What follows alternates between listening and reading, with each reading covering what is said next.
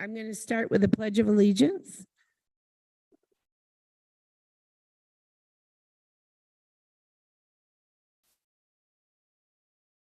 I pledge allegiance to the flag of the United States of America and to the republic for which it stands, one nation, under God, indivisible, with liberty and justice for all.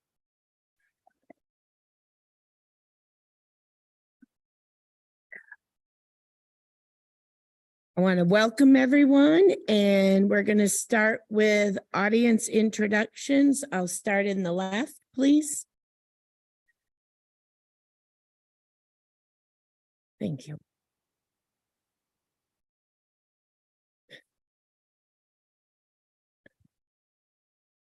I'm Sophia Archer and I go here. Shelley Brownish, I live here in Dixfield. Dixfield on my kids are starting Monday. I have 2 going to school and 2 that don't go to school yet. Lynn Belskis of Dixfield. Scott Belskis, Dixfield resident. Mickey Dyer, Carthage. Sherman Bedine, Carthage. Tyler McDonald, Peru. Bonnie McKenna, Peru. I have 2 children who attend. One attends Dirigo High and one attends the elementary school. Bruce Weld, Dixfield. Sheila Weld, Dixfield.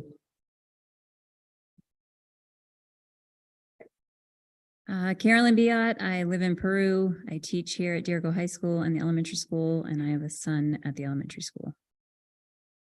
Sonia Arsenault, I live in Dixfield and I teach at the Dixfield Elementary School.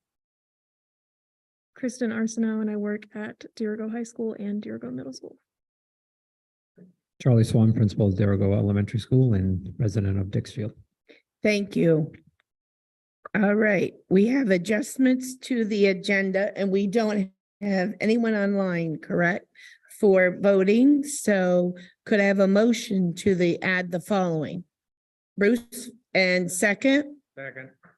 Okay, seeing, I know we haven't done this in a while. All in favor? Motion carries. Consideration of the minutes of the October 11th, 2022 board meeting. Could I have a motion, please? And a second? Second, comments, questions, revisions. Go ahead, Bruce. Are you planning to address the one that we tabled for policies?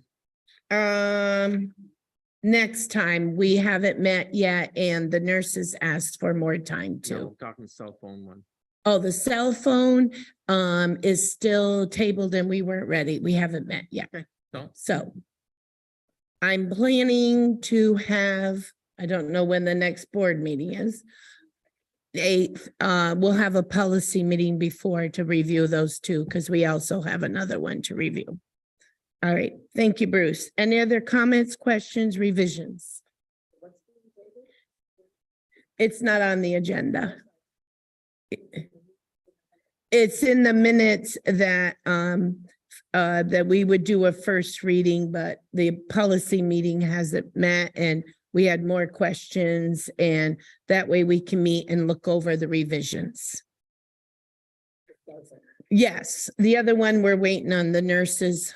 They did send it to us, but I want to be able to figure out what are the changes, and then we'll bring it to the policy and it will come back. The administrating meds, because they had one more medicine they had to address. Any other questions, comments? Seeing none, all those in favor of the minutes? Opposed, non-voting? Okay. All right, let me get rid of those. Public comment. This is the time the public can make a comment respectfully. We do have a mic. You can come up to the mic, state your name. And we do not talk employees as a group, and any board members. So do we have any public comment? Bonnie, come on up.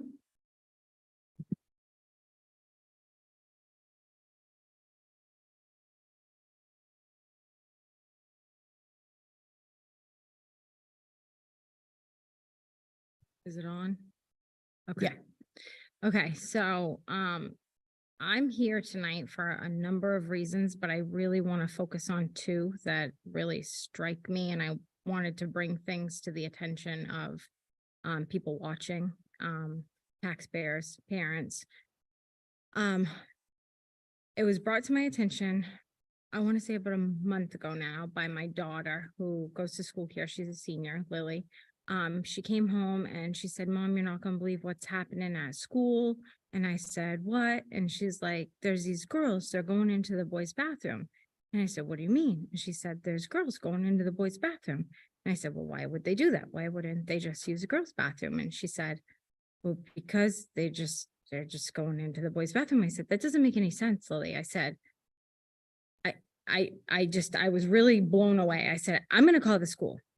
This doesn't make any sense." She goes, no, you don't need to call the school." And I said, "Why?" "I'm going to call the school because this doesn't sound right." And she said, "You don't need to waste time calling the school." And I said, "Why?" She said, "Because 3 girls have already gone and complained and brought it to the superintendent's attention. And we don't have an answer as to what's going to be done." And I said, "Well, I guess I don't understand why there's girls going into the boys' bathroom. Why wouldn't the superintendent just ask those children to go into the girls' bathroom?" She said, they're girls that are identifying as boys." And I said, "Okay, perfect. We have, one gender neutral bathroom." She said, "No, Mom, we have 2. And I said, so you have how many bathrooms?" And she's like, "There's 2 boys' bathrooms, there's 2 girls' bathrooms, there's 2 gender neutral bathrooms." And I said, "So why is this an issue? I don't really understand why this is an issue." So then fast forward a few days later, an email came out, and I'm sure a lot of the public has seen it, from the superintendent.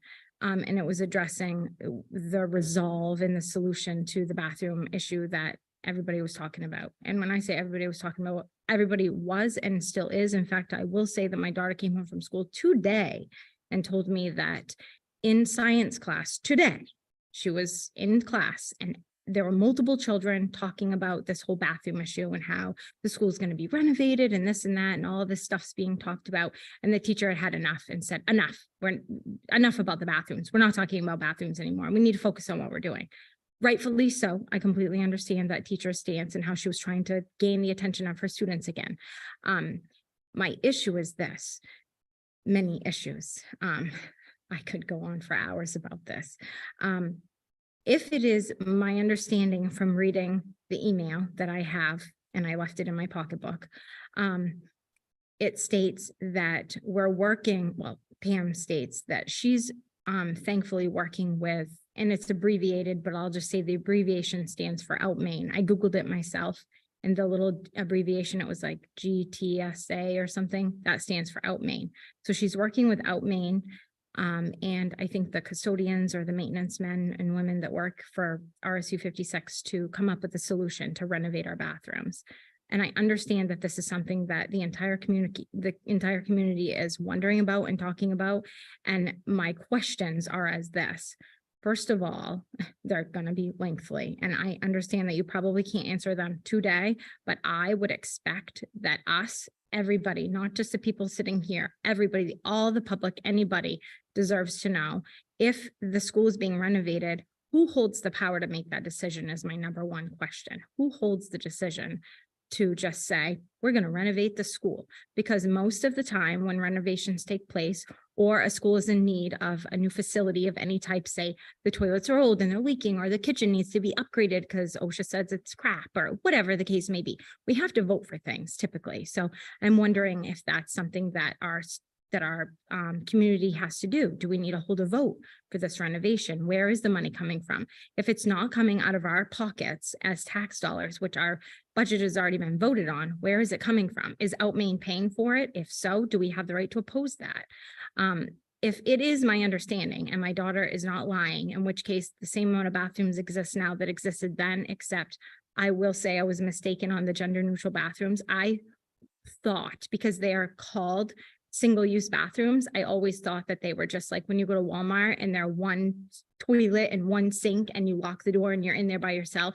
It's actually 3 stalls with one door and a sink or two.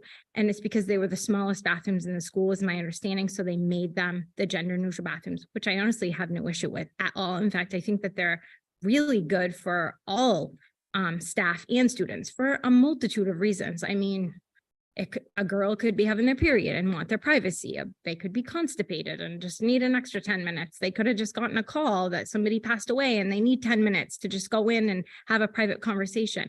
I'm not opposed to the gender neutral bathrooms at all. I think that they're great for any and all students who could use them and not be bothered for a few minutes.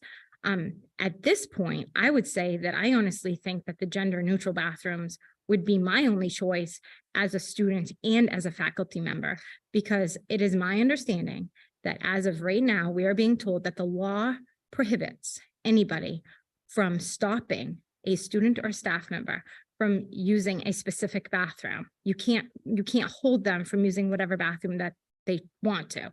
They are a girl and they say they feel as a boy, then they're allowed to go into the boys' bathroom. And I think that that could open up a can of worms. So like lawsuits, all kinds of things. I personally can't imagine if I was a man and I was in there trying to use a urinal, whether it be a student or a teacher, and a 14 to 19-year-old girl, or even, I don't think that there's a staff member here that would feel the need to go into a men's bathroom, but I'm thinking of children start high school at 14 and they graduate sometimes around 19. So you have a huge age difference there. And then you have a man anywhere between 14 and then 70. I mean, we have teachers that are older and they could be using urinal, and this female is just going to come in there and take a chance of seeing his privates. And I don't think that's appropriate at all.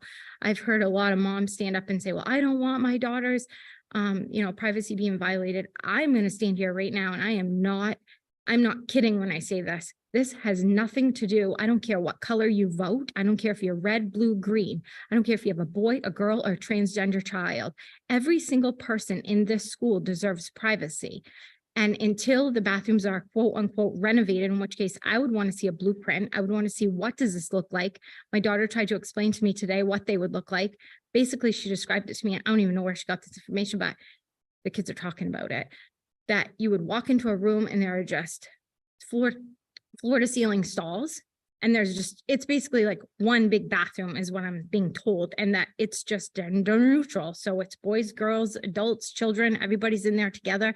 And even though it's a single stall and it's one room, if that is how it is going to be, that is just, it's still inappropriate. I just feel that you're opening up a can of worms. And until that renovation takes place, there's so many things that could go wrong. You have accusations that could be made towards a faculty member or a student that have no business being made, that they didn't commit any sexual thing on that student, but then this female is saying, oh my God, I feel uncomfortable because they were in a bathroom that they didn't belong in. Or a gentleman could say, I don't feel comfortable, like legitimately don't feel comfortable with her coming in here and seeing my privates. And I feel that their privacy is just as important as the females, and it's just as important as the transgenders.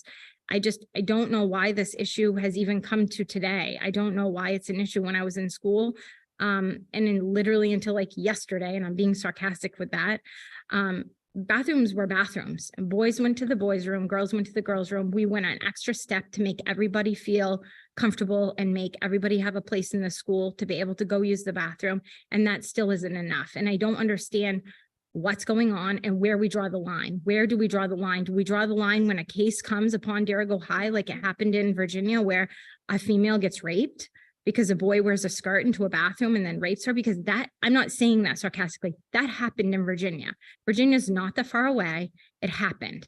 And I feel like if it can happen there, it can happen anywhere. It's no different than anything. It's no different than we have safety precautions for school shootings. We have lockdown measures. We have all of those things that we talk about for the safety of our children. This is no different. A rape is not something that we should say, okay, a rape happened. Now we need to go backwards, because by that point it's too late. I don't think it's fair for a teacher or a student, and I will say a male, because typically it's your females that say that, you know, they've had sexual assault towards them. It's a little bit easier for a male to assault a woman. I'm not saying it's impossible for a woman to assault a man sexually. I'm just saying it typically is the other way around. And I think that you're just opening a can of worms for those accusations to happen and for people to be on the defense all the time, like not even want to go to the bathroom, like screw that. I don't even want to go because, and I have been told by multiple students that go here, particularly the boys, I will say, have told their moms and dads, I'm not using the bathroom, screw that. I'm not even doing it. I don't even want to take that chance because there are children, girls going into the boys' bathroom. As far as I know, there are not boys going into the girls' bathroom. And either way, it's just not okay. It's just not okay. And I don't know why we would go to the extent of making everybody feel comfortable. And I thought everything was cool and good. Everything seemed to be good. The community seemed to be okay with it. And then all of a sudden you have some students that want to kind of push the bar and go a little further. And I just don't think it's fair. It's not fair to the boys that need to use the bathroom. In the email sent out to the students, and I'm guessing the staff, it states that there is congestion and there could be lengthy, like a wait time or whatever to use the facilities, the neutral, gender neutral facilities. And so I asked Lily, because she goes to school here, I said, what is it like when you go to the bathroom? When it's lunchtime, let's say it's busy. That's when everybody's like up doing the bathroom deal, right? She said, well, I'm not gonna lie. When you go into the girls' bathroom, it's a shit show, Mom. She said, there's girls just sitting there, they're vaping, they got their legs out, they're chilling on the wall, they're taking selfies in the actual girls' bathroom. It's more difficult for her to use the actual girls' bathroom than it is the gender neutral bathroom. In fact, she's had to use the gender neutral bathroom because she couldn't even get in there because there were just girls everywhere vaping, doing whatever they wanted to do. So she said, when that happens, I just go use the gender neutral bathroom. I said, are there lines? Are there lines outside of that gender? She said, Mom, there's two of them. There's two bathrooms, and no, there's no lines. So I don't want our community members to feel that we're in such dire need of these bathrooms when we might not be. And I just have a lot of questions. I have more concerns than questions. Like, I just don't know if the board members and the staff here, as much as you're really trying to make everybody feel comfortable and united, and you don't want anybody saying, well, you didn't treat me the same and whatever. I feel that at this time, personally, I feel we are treating everybody the same. And I'd even go a step further and say that the gender neutral bathrooms actually are even more private, because they can go in there and they can lock the door and anybody can use them. Anybody can. They're not just for gender neutral, but they were designed for, I believe that they were designed to solve that problem from ever happening, from somebody ever saying, I don't have a place I feel comfortable going to the bathroom. So we went a step further and we built them, or we closed off some facilities that we already had. And I just don't know what more we could do. And then you have to imagine, okay, if we do this with bathrooms, what about those damn locker rooms? What do we do in locker rooms, guys? We get pretty much naked in there. And some people might say, oh, well, those times are past. Nobody really changes up for gym. My daughter does. My daughter does. And I don't think it would be very cool if some boy thought it was cute and funny, if he wanted to pay back the girls that are going into his bathroom, if he wants to get even with them by going into the locker room and trying to catch a peek. I'm just saying, there's so many things that can go wrong here. And as much as you're trying to protect some children, there's other children that will suffer. And in fact, they all suffer. Every single one of them suffer. If you open up these bathrooms to everybody, you are subjecting the transgender person. So let's say it's the female. She's transgender. She is a female. She feels like a male. She identifies as a male. But so she's using the male bathroom. And until this renovation takes place, this male bathroom, this boy's bathroom, is open for her to use. Let's say she's in there, it's her monthly, she's having her period. As much as she feels like a boy, she still is a girl. She's having her period, she's in there, she's wrestling around with her maxi pad or tampon, and this boy's out here trying to use the urinal, and he's making fun of her. He starts bullying her. Why would you even subject a child to that? Why would you even say, yeah, you're allowed to go in there, go ahead, put yourself in that situation, see what happens. I'm not saying that it's okay for that boy to do that. I'm saying she doesn't belong in there to begin with. We already have a place where she is more than safe to use the bathroom, and that boy is more than safe, and he can use his bathroom, and he doesn't have to worry about a girl seeing his penis. And I can't imagine being a faculty member here. I can't even imagine. If I was a male teacher right now, I would be on pins and needles. I'd be terrified that some accusation would be coming at me, that a student might accuse me of looking at them funny, or the girl walks in because nobody's stopping her. They're saying you can because you identified that way. I can't stop you from using it. Okay, fine. He's in there. He's using the, or maybe he just came out of the stall and he just locks eyes with her. And she runs to the office and says, that teacher made me feel uncomfortable. Now you have a whole nother mess that you have to deal with. There's so many things. There's so many things. If those bathrooms start being renovated now and it doesn't get finished until, we know how big basketball season goes, right? Basketball season, we usually have a pretty good team here at Dirigo, and we have our home games, other teams come here.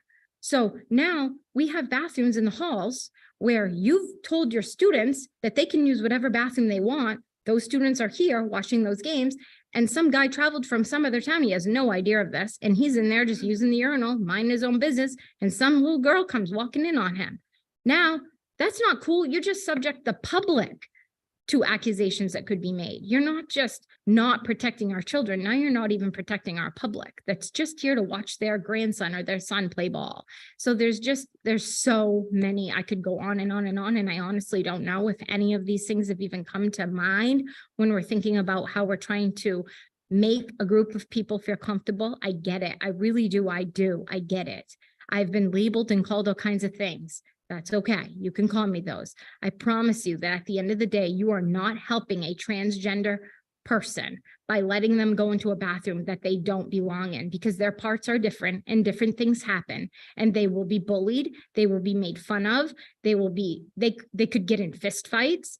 I don't think it's a good idea. Then imagine that the same thing that happened in Virginia happens here. I am totally against violence, but I would completely understand a father or a mother coming in here and reaming somebody a new one if their child was raped. That would not sit well with me. And I promise you, if that happens, someone's going to get really fired up about it. They won't just be standing here talking softly on a mic. So I really think that we need to take the bathroom into consideration. And I think that it is more than fair to us to have these questions answered. And I think that we deserve to see blueprints. We need to know who holds the power to make these decisions. Does it need to be voted on?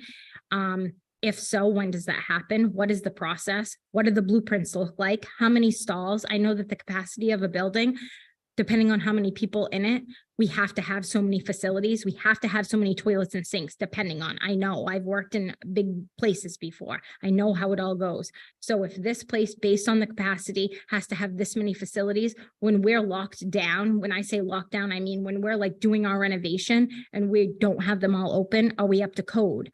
If not, what are we doing? I think there's a lot of questions that need to be answered. And as far as money goes, I think that we are owed to know where this money is coming from, because if it's coming out of our pockets, we will be voting on it. That is nothing that can just be made by a decision of school board members or a superintendent. If it's funded by some other organization, which I believe is a political organization, I think that that's something that should also be voted on, because these are our children. This is the school that our children go to. This is funded by our tax dollars, as well as government money. I am well aware, but I think that we definitely need to have a say in what's going on, because the budget's already gone and passed as far as I know. So this is a totally new deal, and I don't know when this renovation would start. I think that that's a pretty good question. I don't think that all of the questions that I have even been thought of by everybody. I mean, there's just so many. Most people are just thinking, oh my God, I don't want my girl to have a boy walk in on them. That was like at the bottom of the list. I was thinking about so many other things. I mean, the biggest thing obviously is the girl that got raped in Virginia. Do we really, what if that happens? You want that to happen? Because right now, I'm not saying it can't happen right now. I'm saying when you just make it a free-for-all, it's an invitation. You have no idea when you're with a group of people, you have no idea where these students' minds are. You have no idea what type of people they are. It takes a special kind of person, a very sick type of person, to rape somebody, and you cannot tell by looking at somebody if they're that type of person or not. So you're really opening up a can of worms when you're just saying, well, you feel like it, so you can do it. There's a place for all of us to use the bathroom right now. If I count right, there's numerous. There's a bathroom in each locker room. There's 2 girls' bathrooms. I believe they each have 4 stalls. There's 2 boys' bathrooms. They each have, I think, 2 stalls or 1 stall and 2 urinals. And then there's the gender neutral that if you didn't lock the door, if you didn't lock it, I believe each has 3 stalls, 2 or 3. If you lock it, it's considered a single stall now. So I wanted to bring that to the attention of the public and get those questions off of my chest. And hopefully we have some answers next time, because I think it's very important to know where the money would be coming from, when the renovation would take place. What does the blueprint look like? What are we going to do if any of those scenarios that I listed take place? What are our thoughts on that? Is it worth the risk? Is it worth the risk when right now things are going pretty good? We haven't ever had accusations like that. We haven't ever had a hornet's nest like that brewing. And do we really want that as a community? Because it isn't just Dirigo High. We're a community. And it's an embarrassment when the children are in class and they're focused on bathrooms. That really is it puts a bad taste in my mouth, because they should be talking about the game that's coming up. They should be talking about the project that they're doing. They should be talking about the trip that they're going on. They should be talking about being seniors. They should be talking about being freshmen and all the things. They shouldn't be talking about bathrooms. They just shouldn't. So I think that it's my personal opinion, it's an issue as a superintendent. If I was a superintendent, I would have handled it much differently. And it would have been a conversation. I would have just presented it to my school and I would have said, listen, I've been told that there are students using bathrooms that you really shouldn't. You can't be doing that because you're invading other people's privacy. And we all need our privacy, every single one of us. And as a mom, I'm going to tell you right now, I want my daughter to have the same exact experience in a bathroom, private, as anybody, as the boy. She doesn't deserve to be walked in on any more than that boy. That transgender doesn't deserve to be bullied where she would be subjected to that. And I'm using the example of a female because at this current time, it's only been brought to my attention that girls have been using the boys' bathroom because they identify as boys. I have not been told that boys are going into girls' bathrooms. I would equally have the same opinion on that. So that's where I stand on that. And I do have more questions that I know I didn't ask and concerns for all of you kind of to mull over and think about and discuss amongst yourselves. The other thing that was brought to my attention is that at the last meeting, the use of cell phones was brought up and it was proposed that you guys will be voting to possibly remove cell phones from our students' hands. I'm not sure what that would all look like either. I've heard that, I think it was the Rumford school. I'm not sure. I think it was Rumford has already done away with it. And some parents are very on board with it and some parents are opposed. I am one that is opposed. I have a multitude of reasons for that as well. Personally, number one, I will tell you this. It has been driven down our children's throats since Lily was young in school. Everything's about technology, and the older she gets, the worse it gets. Everything is technology. They're emailing their teachers. Everything is through technology, everything. She does a lot of her stuff from her phone. She checks her grades from her phone. She does everything from her phone, as well as her schoolwork on her laptop, of course.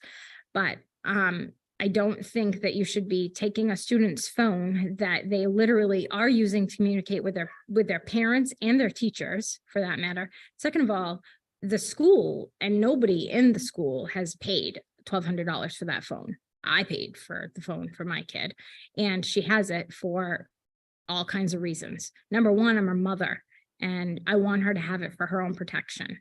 Her own protection for all kinds of things. If she's ever in trouble, if she ever needs me, if there's an emergency, God forbid this place ever did get locked down and there was an actual crisis in here. I pray to friggin' God it never happens, but we see it on the news every single day. There are school shootings. There are horrible things that happen.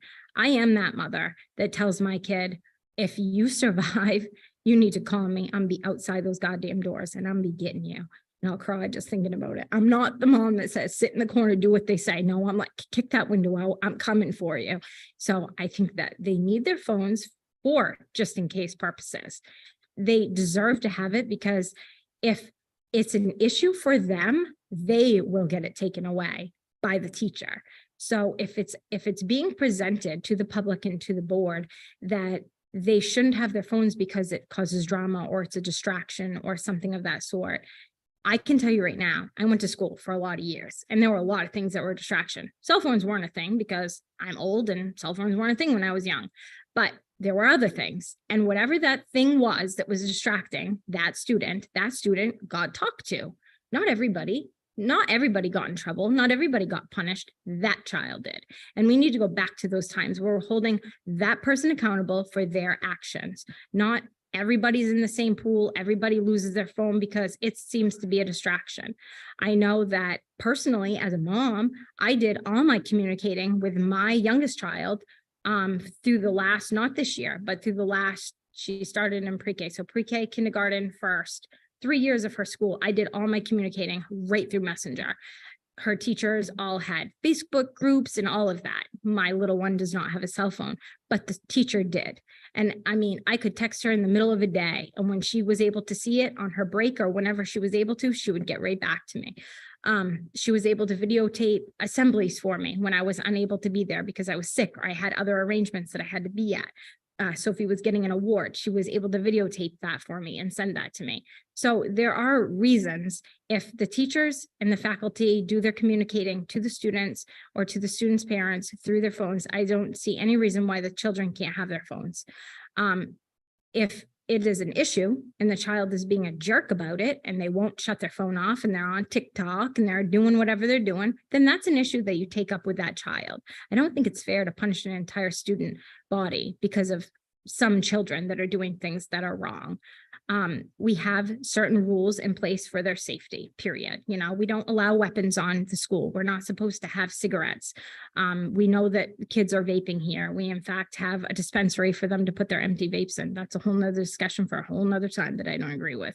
But we have all these policies. We have so many policies. We have no rules. We have so many policies, but there's just no rules. It's just like, whatever goes. But then it seems like somebody just gets an idea, like, let's take their phones and we're going to take their phones. I personally don't feel that the reason that the phones are being taken away is because of the reason presented. I'm not sure who presented the reason. I'm not sure if it was a faculty member, if it was superintendent, if it was a board member, but I don't think that that is the particular reason why. All I know is I think that our students deserve to have their phones for safety reasons, for protection of themselves. There are things going on in the schools that are politically driven, and I think that they deserve to have their phone for their own protection. And they're 17, 18 years old, some of these kids, it's their phone. If it's an issue, then they need to deal with it personally with that student. So I'm hoping that they don't get banned. But my other question is, if they do get banned and a child refuses to pass it over, what are you going to do? Are you going to ask to search them to see if they have a phone on them? So I have questions because I wasn't at the last meeting. I just don't know. Like, what do you do if this gets passed and they say there's no cell phones? And then the beginning of the day starts and the teacher, I don't even know how it would go, but let's pretend they have a bin at the front of the classroom and everybody that comes in is supposed to huck their phone in there, but nobody puts their phone in there. They're like, oh, I forgot my phone today. So what do? Do you search them? Like, I just don't get it. It's their personal, it's their personal stuff. It's not a weapon. It's not causing any harm. And unless you caught them doing something, you know, like videotaping somebody in the bathroom or something, I don't understand why it would be an issue. I know that there are teachers that literally taught here. I don't know if they still do, but they used to make TikToks, funny TikToks with their students. So I feel like if technology is so huge, then why are we going to eliminate phones? I feel like there's a different reason maybe.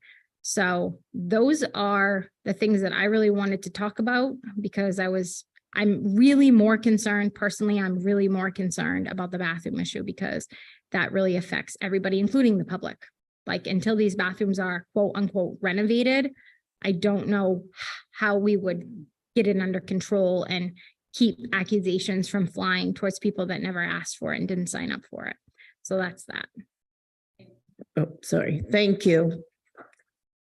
Anybody online? Anyone else has a public comment? Come up.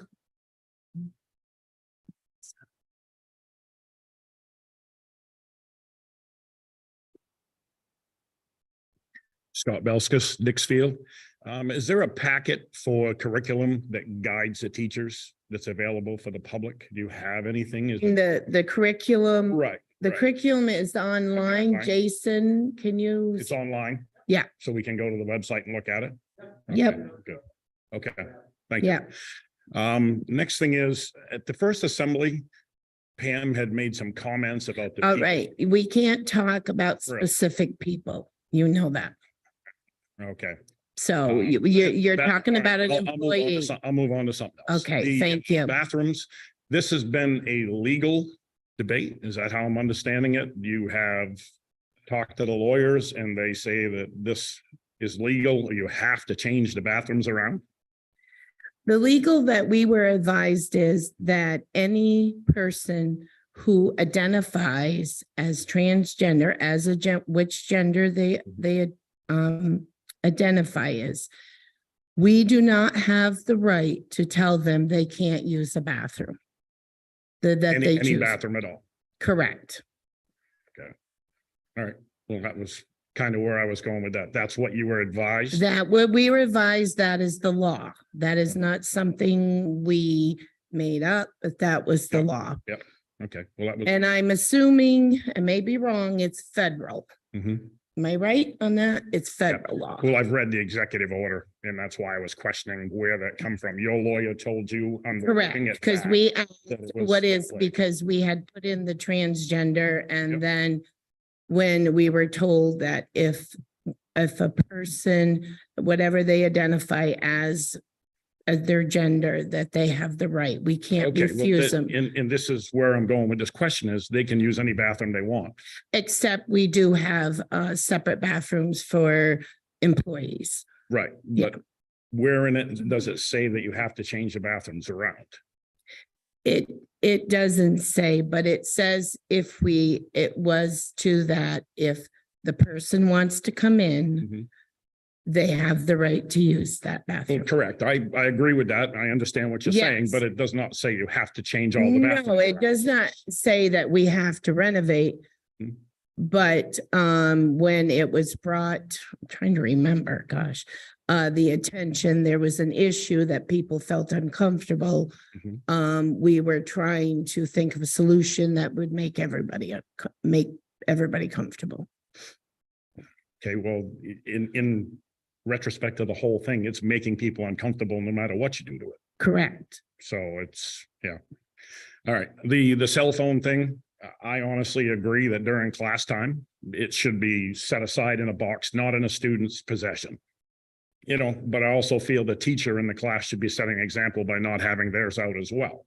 And where that's going on, that focuses on the lesson at hand versus looking at your phone, because people keep complaining, well, you can look at your phone and find the information. Well, this is what you're training kids to do anyway. Everybody does it. I'm guilty of it. We all look at our phone every day if there's something we don't understand and look at. So the cell phone thing, I understand there was teachers in the past that have done it. I've talked to one and he said that's where he got the best results of attention from his students. Although he said he did run into areas where they made excuses to leave the room and, you know, to get on their phone. But, all right, thank you. Thank you, Scott. Anyone else? All right, seeing nobody else, communications. I have no new communications at this time. All right. When Jason's ready, he's up.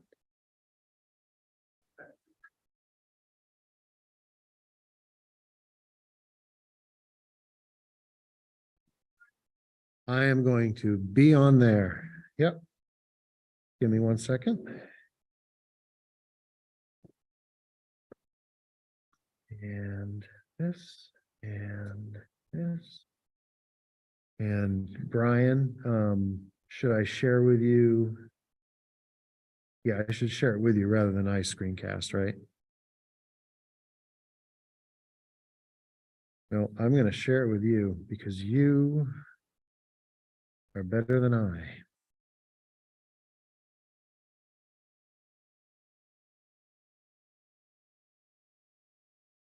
So it's the 10/25/22/21 Maine Integrated Youth Health Survey Report.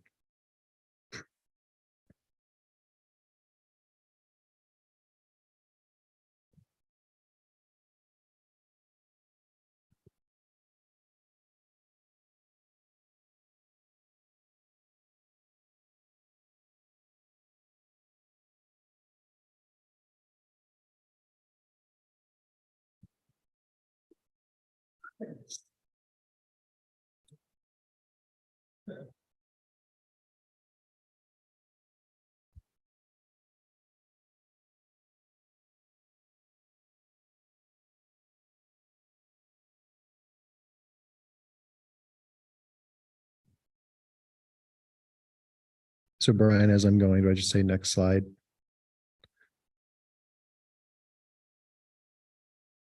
Yes, okay. That's what you do. All right. There we go. Okay. So I have been asked to bring forward an analysis of the most recent Maine Integrated Youth Health Survey. I'm going to provide this presentation to you in 4 parts. The first will be an overview of what the survey is. The second is we had several district goals from 2018 that were tied directly to this survey as an indicator of success. So I'm going to present how we've done relative to those district goals stated in 2018.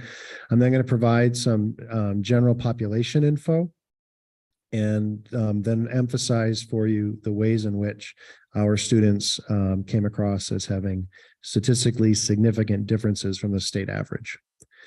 Next slide.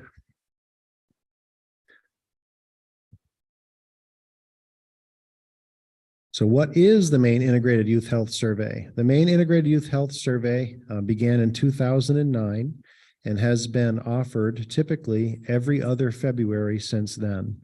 It is a collaboration between the Maine Department of Education and DHHS. Its purpose is to gather health-related information about students in Maine. For students kindergarten through grade 3, there is no survey for the kids. What they do is they call parents.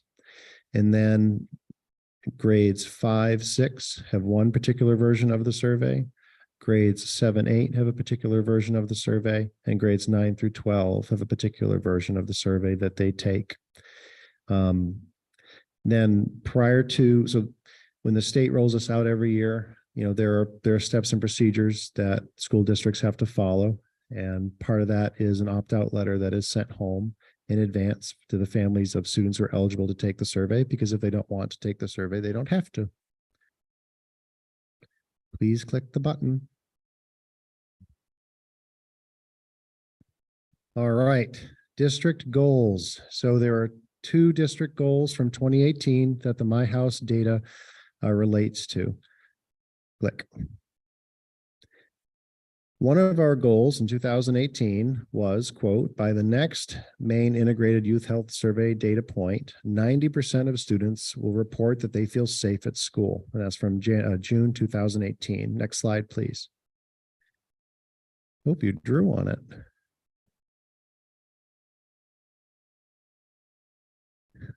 That's new. Nope, you missed a slide.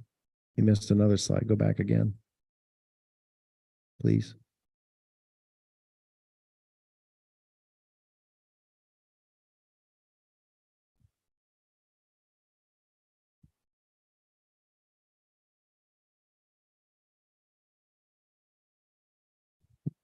We're going to go on like this. Okay.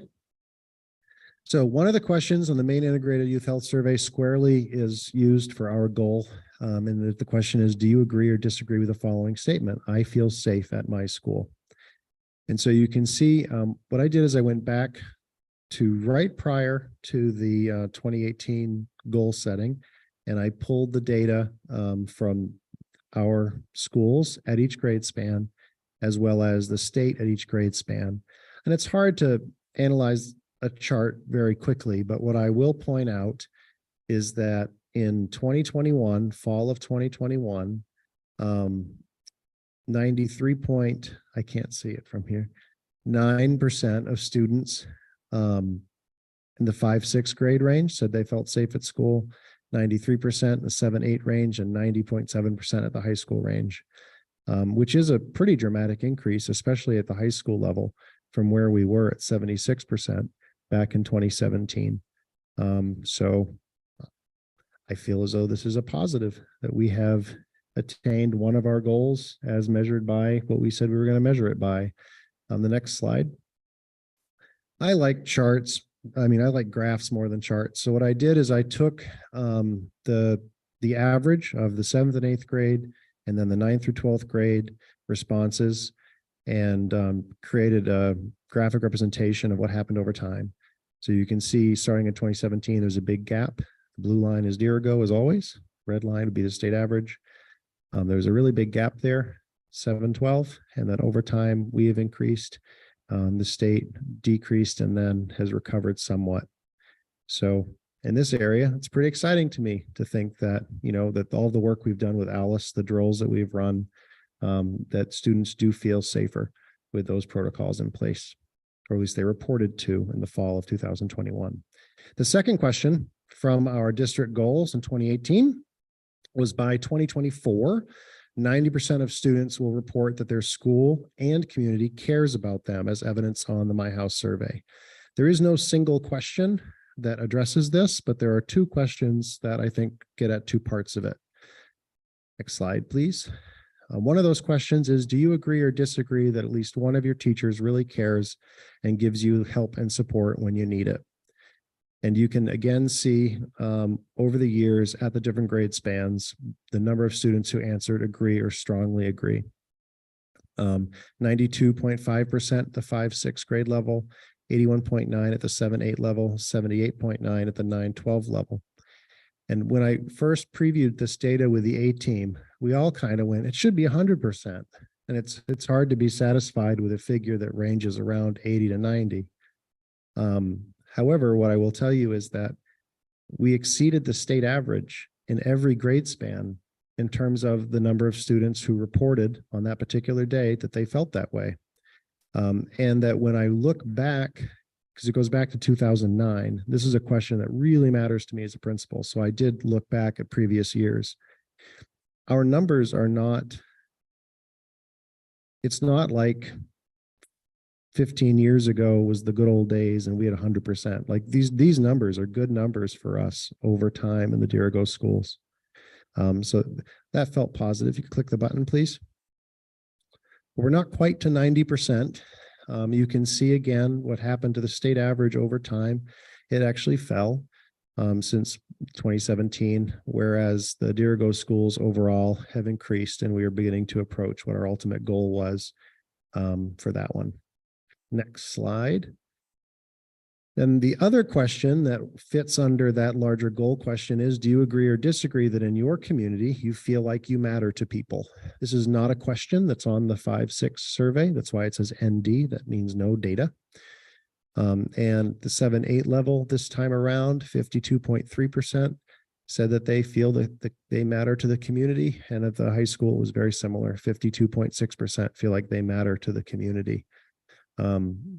Hit the next slide for me, please.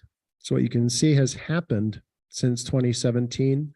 Dirigo's held pretty steady. About half of the students report that they feel like they matter to the community. The state average has dropped during that same time. It used to be higher, and now it's right exactly where we are, which is about half. Next slide. So the overall analysis for the second objective is it appears as though we've made progress despite a state trend in the other direction, but we clearly also have much more work to do. Okay, population info time. So I'm going to warn you that publicly presenting some of this data is going to be a little upsetting, because what a lot of students face or report to have faced are experiences that none of us wish would happen to kids. So I want to just prepare you for some of these figures and understand that. And I'm going to ask that you please wait to ask your questions until the end, because I think you're going to have some. Okay.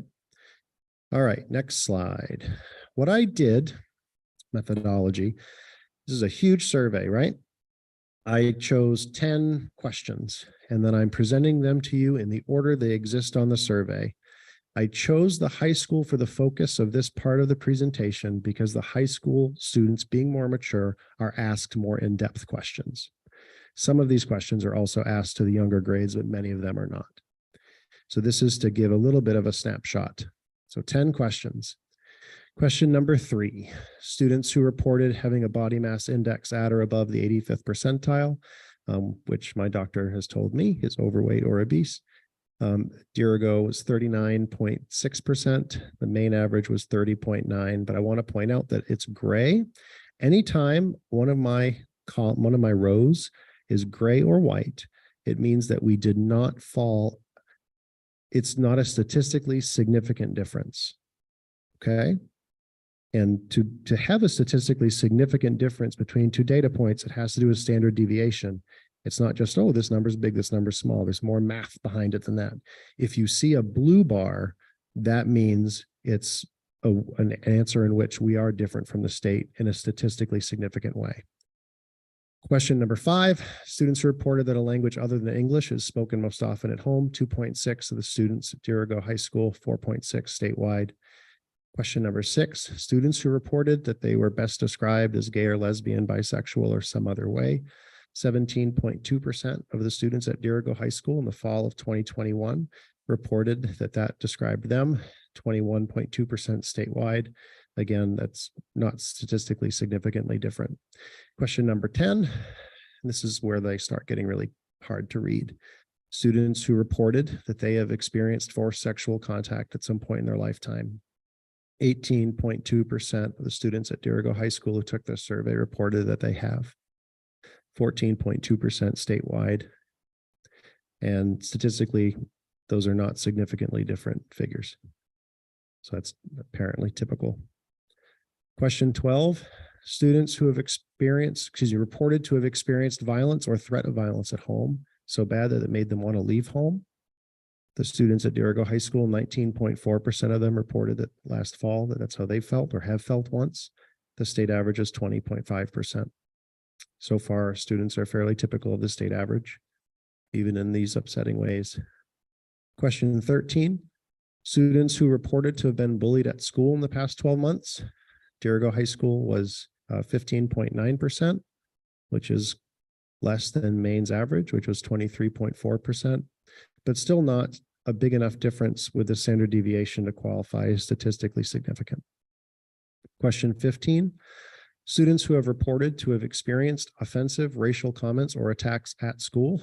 8.10% of the students who took the survey in the fall of 2021 said that applied to them. 8.3% statewide.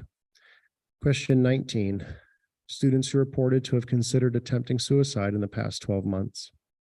19.2% of the students at Dirigo High School, 18.5% of the students statewide. The next row is blue, which means this is an example of a way in which the students at Dirigo High School reported answers that are statistically significantly different than the state average. At Dirigo High School in the fall of 2021, 47.2% of students reported that they have lived with an adult who had a problem with alcohol or drugs. 47.2%. 32.8% statewide. And then question 69 of this rather long survey was took into account students who reported over the course of the survey if they had more than 4 what are called adverse childhood experiences. Research suggests that's kind of a tipping point for where students with a certain number of types of trauma in their past oftentimes face challenges in the future. So it's by no means is it I don't ever want to write off a student that has had 4 traumatic incidents or 4 adverse childhood experiences. That's not what I'm trying to convey by presenting the state's data here. I'm just saying that in education research, that is a point at which where agencies know that things are more likely to present challenges. So it's 35% Dirigo High Schools, 24.5% statewide. However, not statistically significantly different than the state average. So far, there's only been one way in which our students stand out. Please click the button. And now I'm going to focus on most of the other ways from this rather long survey. So Deergo High School students are pretty typical of Maine students, except for 3 categories. There are 3 areas where we were not statistically similar: vaping, marijuana, and alcohol, attitudes about substance use, and less healthy eating habits. Vaping, marijuana, and alcohol, you'll notice now that all of my rows are blue, because everything I'm going to present to you the rest of the way is a way in which our students at the high school reported to be statistically significantly different from the state average. Have you ever used a vape? 42.8% of the students at Deergo High School said they had. State average was 31.7%. So more of our students have. Have you vaped in the last 30 days? 25.8% of our students said that they had. The state average is 17.4. Did you try alcohol before you were 13? 17.1% of Deergo High School students said that they had, 11.1 statewide. Did you try marijuana before you were 13? 14.9% of Deergo High School students said that they had. The Maine average was 5.7. I also want to add, although I focused on the high school with these questions because there are more questions in the high school survey, I'm going to kind of toss in some things here in the bottom from grades 5, 6, and grades 7, 8 that are related. Okay. So 21.5% of 7th and 8th grade students reported to have tried a vape. The state average is 10.5%. So even in the 7th and 8th grade, Deergo students are statistically significantly different from the state in that more students have tried to vape. And when asked the 5th and 6th graders, would you ever try tobacco? Throughout the state, 94.2% of students in that age range said they definitely would not. But our students in grades 5 and 6, I can't see the figure, 87.3%. So we had a larger portion of students who didn't feel strongly against using tobacco, even as 5th and 6th graders. Next slide. So I told you there were 3 categories. Here's the other category: attitudes about substance use. Question 31. Do you believe there is no or slight risk from daily, quote unquote, moderate alcohol use?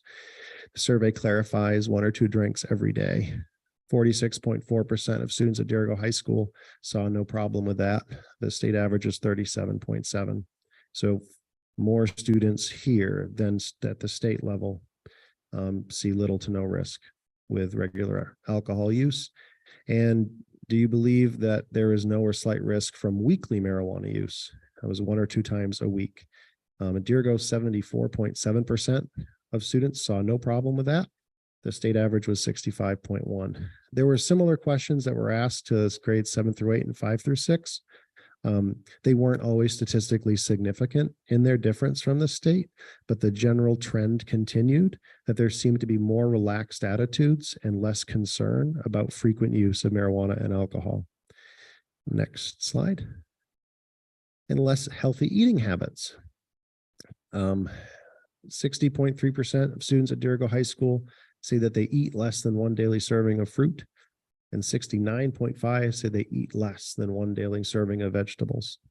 In both of these ways, that's significantly different from the state. And I want to add that this says eat, not have presented to you, because every day in the cafeteria, I'm in there doing lunch duty. Students, they have to have a fruit, they have to have a vegetable. Those things are part of the required meal. Students don't eat them an awful lot of the time. They don't eat them. They are provided and they are encouraged. And I got to give Gina credit. She gets all kinds of cool and crazy new fruits and vegetables for kids to try to jazz it up. So similar significant differences in fruit and vegetable consumption exist grade 5, 6, 7, 8, right across the board. I will say on a positive note, when it came to these types of habits, Deergo students in grade 7, 8 especially reported significantly higher levels of physical activity, because our schedule includes more PE and gym than the state average. Click the button. So what is my overall analysis for you? You know, as depressing as most of this has been for me to have to look at and prepare for you, Deergo students are generally typical of Maine students. But our students are significantly, or rather significantly more of them are impacted by substance issues. I'm still struck that nearly 50% of our students have lived with someone who had a problem with drugs or alcohol at some point in their life. 50%, just about. Thankfully, they do feel safe in school, and the vast majority of them know that they do have a teacher who cares. But this is a snapshot of our student body from the fall of 2021 from the Maine Integrated Youth Health Survey. I will attempt to answer your questions.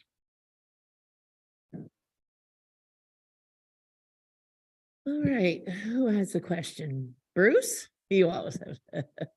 Oh, he's still, well, you gave the high schools on the violence. Did you have the middle schools or were they On not? violence? What do you Yeah, mean the by one about violence? being exposed to violence that they wanted to leave.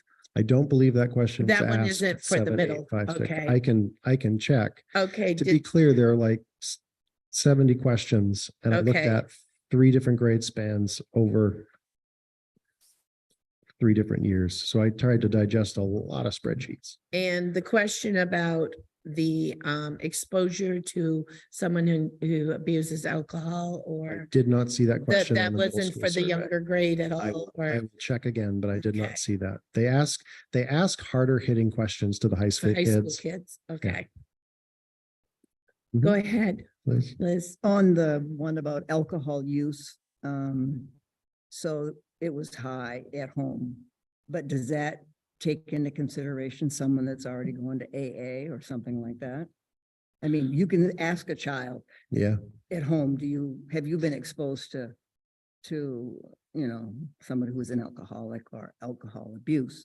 But it doesn't take into the consideration that maybe they've gone to, and they're in recovery. sure. Yeah, no, the way the question is worded, if I recall, is have you at any point lived with someone with a problem? Right, With so that drugs or could be alcohol. skewed a little bit if it was more specific. I mean, Sure. yeah, okay. And the other question about healthful eating habits. Mhm. I know the kids here at the high school leave during lunch, a large part of them, Mhm. and they go to Ellis's to eat because they have 55 minutes, is that right? 50 minutes. And I've been over there and waited in line. So they're surely getting pizzas and sandwiches and stuff like that. So that's kind of a long lunch hour. I mean, I think you don't have that long, do you? You have 25 minutes? The middle school schedule is designed for a middle school. It's an entirely Right. different schedule than. But the have we school schedule. always had an hour lunch or 50 minutes here?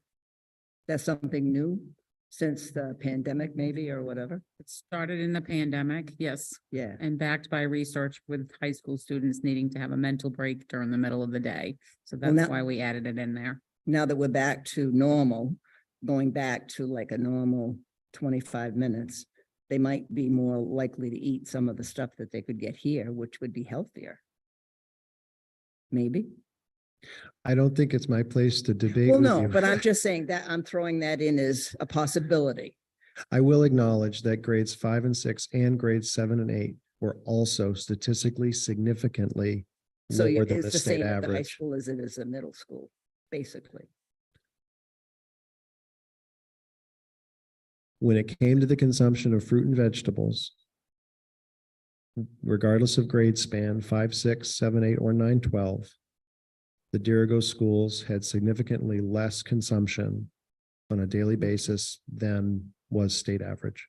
Okay. What you infer from that is Well, it's your own just kind of analysis. an observation. I'm not saying that's true or it isn't true, but it's just a question that Mm, I think, if you stay where the food is and you don't have the choice to go out to Ellis's to buy, the pizzas and the grinders and the Italian sandwiches and stuff like that, maybe you'd be more apt to eat, but they do provide a great meal We've always had very low participation at the high So school that- eating those. We did, and Gina has really been Oh, I know. creative, No, I know. trying to do things, She does a great especially job. with Yeah. it being universally free for everyone. It's always been a challenge to get the high school kids to eat Right. the lunch meal. Yeah. Go ahead, Natalie.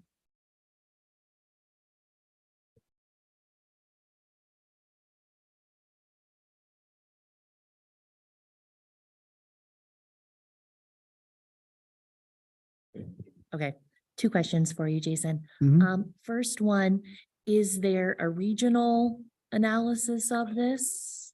I'm curious, like, So historically, they provided with a county level. And then one year there was a different regional way of drawing the map as well. I haven't, as of right now, they have not released anything countywide.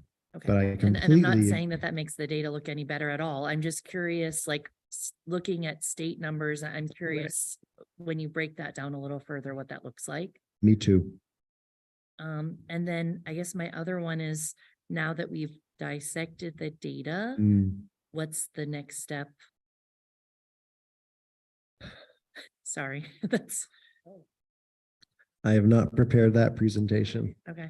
I guess- I think that when it comes to the two school goals, I think a next step when it comes to school safety is continue the path that we're on and try to maintain those levels or improve upon them. When I present my building report later, I'll talk about the coordinated evacuation and relocation drill that the middle school ran recently. When it comes to the other question that had to do with staff and community, I think that what I extrapolate from that is the need to proactively create interaction with community so that I don't believe the community doesn't care. So I think what I have to do is find ways to engage the community to demonstrate the ways in which they do.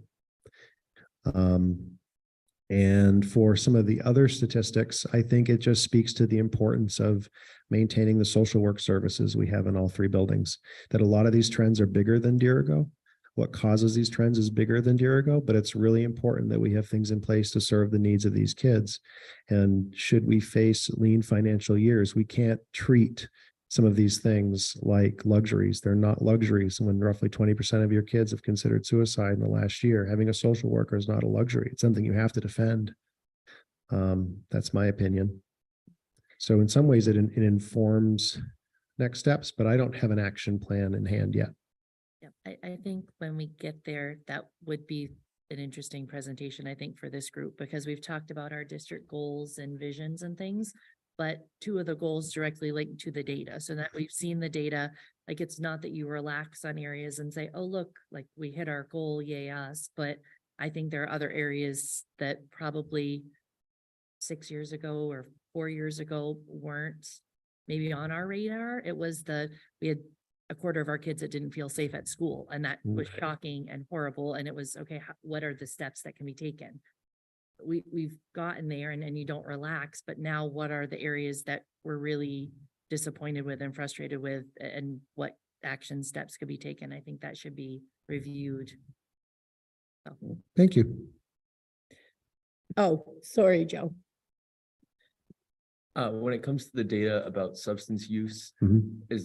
did you see a trend from past surveys where the older data is lower or higher compared to current data, or is that not presented to you? I didn't go through the step of pulling, like, what I do when I prepare something like this is I pull information from multiple reports, I put them on a single spreadsheet, and then I begin to manipulate the data and play from there. I didn't do that, but having studied the questions, what I would say is that, and also having presented, it was 2019, I gave a My House survey presentation to this board. And then we also had statistically higher use of marijuana and other things like that. So I think that has consistently been an issue for students in our school district. Whether it's risen or fallen, I can't speak to whether it's risen or fallen in a statistically significant way because I haven't done those types of calculations. But I would say that as a trend, I just actually know that Western Maine has historically had a higher prevalence of alcohol abuse, drug addiction issues, and things of that nature. Yep. Hit me. So when it comes to the surveys in 2019 and 2021, Yep. is there any noticeable impacts that we can attribute to COVID-19? Well, I feel like the reduction in bullying might be one, because we weren't all here. I think that you saw some statewide trends change regarding suicidal ideation.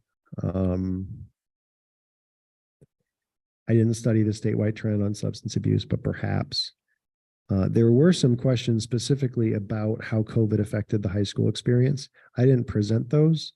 I don't know how to answer I think it's an outstanding question, but I am so in so many ways grappling with what is the true impact of what I've just experienced and whether or not it's in my head just because I'm tired, or if it really is something supported by the evidence that we've seen a shift. Thank you. It's a great question. It truly is a lot of very disheartening data. Yeah. Don?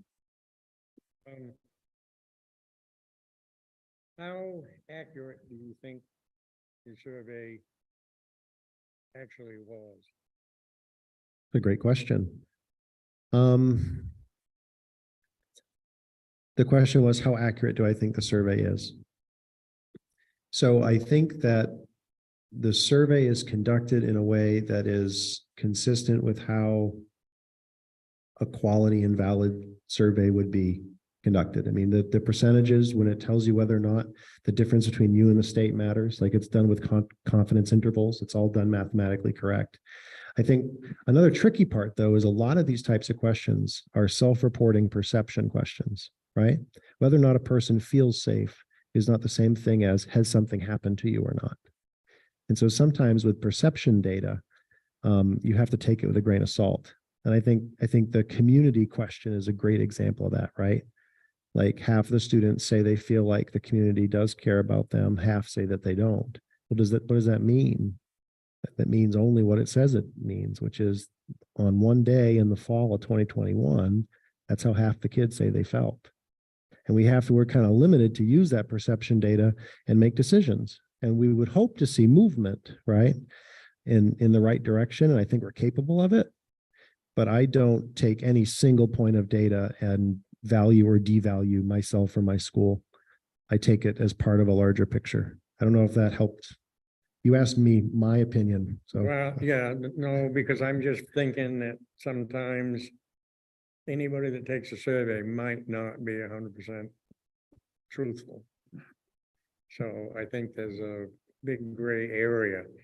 If not, I would think our school is really headed for trouble. And I can almost guarantee you, if things keep going the way they're going right now, you're never going to hit that 90%. I feel safe at school in 24. Because I think tonight was brought up something that's going to throw that survey right out the window. That's my own opinion. Bruce, you're looking at me. Still thinking? Okay. Liz? So in other words, some of the questions are fairly subjective, depending on the child and the day that they took it. And if something happened the day before, I mean, it doesn't have to be a long-term thing. It could have been a one event and the child chooses to say, you know, I feel terrible and I'm not going to use the word I'm going to commit suicide. It might have been something somebody said to them and they were, you know, taking it very seriously. It might not have been suicide ideology. It might have just been their take on that situation. So it is fairly subjective, would you agree? Because I mean, how do you rule out that subjectivity? So I think that, so I'm a principal and not a politician. I've said that from this podium before. And as a principal, as a principal, I have to try to get a grip on how my students are, and I'm open and interested in any data. And so for me, the survey has value. For you as a policymaker, you want to know what the answer is, dang it. And I can't stand here and say that any single survey, even a very fine longitudinal study such as this, which is done as professionally as any survey, that it is the most professional survey that's done in schools in Maine. But yeah, you have to take it with a grain of salt. You have to analyze it. Your preconceived notions and concerns are going to influence the way that you interpret the data, just as it would impact the way that I interpret the data. But what's important and what's positive is that we're having a conversation, not about just our opinions, but we're having a conversation about things our kids said. And that's a worthwhile place to start a conversation. So I see value in the survey, and I think that's why I was asked to present it to you. Correct. But a survey, to be really a good survey, has to ask the same question in different ways to get different takes, right? Mhm. You've got to keep coming back with a question that's going to take you back to kind of clarifying it or narrowing it down, or so to speak. It's such a comprehensive survey. There are certain parts of the survey that do what you're describing, the kind of validity test work, where it will ask a question in similar ways. Right. It does that particularly around some of the substance use, and all that data looks internally consistent to me. Some of the other questions are only asked once. And the other, Dawn said something about how seriously the kids take this. And I've been in the education business for 25 years and been around a lot of tests and a lot of MEAs and a lot of this and a lot of that. And I've seen kids blow through them when they can, unless the test catches you and stops you from blowing through something by just eeny, meeny, miny, mo, or yes, no, or whatever they pick for an answer. So sometimes I think there are students that might choose to do that even in a survey that's not graded or anything like that. They just don't think, being a young kid, they just don't take it that seriously, maybe. So they're going to kind of blow through something and maybe not always be correct. But I'm not trying to play it down. Don't get me wrong. There's an issue. There's definitely an issue. And it's good that, we've got it in front of us. Yes. Larry. Absolutely. Did you base any of your questions on some of the questions that were asked at the state level? I did not ask any of these questions. This is not a survey. I put the postage on the box. And so my role in the survey, this is entirely run by the state. I don't get the survey or the questions in advance. They are picked up. I had a choice to do, the district had a choice, but I was the one organizing it, to administer it in paper form or digitally. I chose paper form. I thought it would be less potentially glitchy. So you literally go on a date that they assign you. You go to a DHHS office and you pick up sealed surveys, and the students take the surveys in rooms, and the survey doesn't leave the room unless it's inside the envelope that says the survey is complete. And the teachers don't even collect the survey to put them in. The envelope goes around and students stuff their own stuff inside the envelope. I guess the question I was asking, the way you phrased your questions, were they sort of similar to the way Oh, the way I presented the data, nope, that's very fair, Larry. Yes, in many cases, because the way their questions are worded didn't look pretty in a spreadsheet on a slide, I simplified them. But I have confidence that the way I simplified what the topic of the question was reflects the meat of what the question was asking. But if you would like to examine the full surveys, I'd be happy to provide them to you. And I'd just like to point out, as statisticians would point out, you can make polls and numbers do anything you want. What Jason is trying to do here is give a snapshot of RSU 56. And if you wanted to go into total detail and make it 100% validity, the kids would still be doing the questionnaire. So is that a fair statement? Well, I don't collect the surveys and tabulate them myself. The kids take them, they're put into boxes, and then we mail the boxes to the state. And then I find out 9 months later what the results were. And then in this case, I was asked to go through and develop a presentation that attempts to summarize a really comprehensive survey. What's given with different questions at different grade levels that we've been doing over time. Well, I think it's a good snapshot of what RSU we're seeing right now. Thank you. Bruce? Kind of summate everything and listening to everything and all the comments of it. It is fascinating to see this data that we've been presented. It's scary as well. Some of the questions that you showed really rang a lot of red flags that we've got going on in our community and looking at statewide. Yeah. Personally, I would like to see a copy of the survey just to see all the questions. If you could put it on some type of a send out an email to the board or however you want to do it. Sure. The one thing that kind of amazed me a little bit about the survey is I know a lot of things, a lot of products and that are sold and people that use are media driven. And for years, vaping was the big one. I mean, they talked about all the flavors and all the different things, and it just seemed like it was growing and growing. But the last, say, a year or more, you've seen everything as a negative. You've seen it banned. You've seen everything else. I was kind of surprised that that was still where it was at. Be really curious to see what it's going to be like the next time the survey runs. But nowhere in the survey, or did you have somewhere in the survey where it talked about cigarette smoking? And where are we at that stage?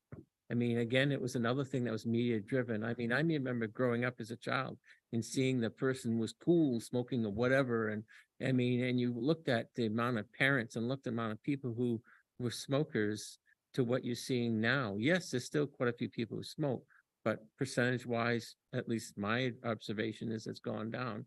Be love to know where it's done with smoking. You know, everything again is media driven. People do things from the media. Alcohol, let's face it, look at all the ads on TV for alcohol.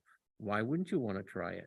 So, you know, it is good data. It's good information. It's an eye opener. Hopefully, it would get the public's eyes open even more, being aware of what's going on.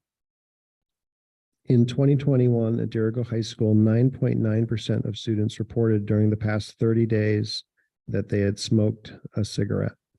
The state average was 5.5%, but those were not statistically significantly different ranges. Now I'm going to take the chance to just give my opinion. I think that students who might have previously experimented with a cigarette could have then stopped smoking a cigarette, because vaping pods have so much more nicotine in them, flavored with salts to make them easier to consume, that once a student starts using a vape, they are hooked more quickly. And it is terrifying to me, Bruce.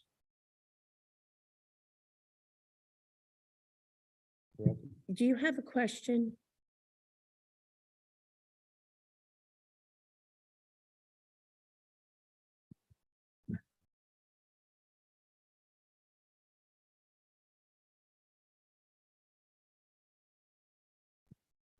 They have the dairy.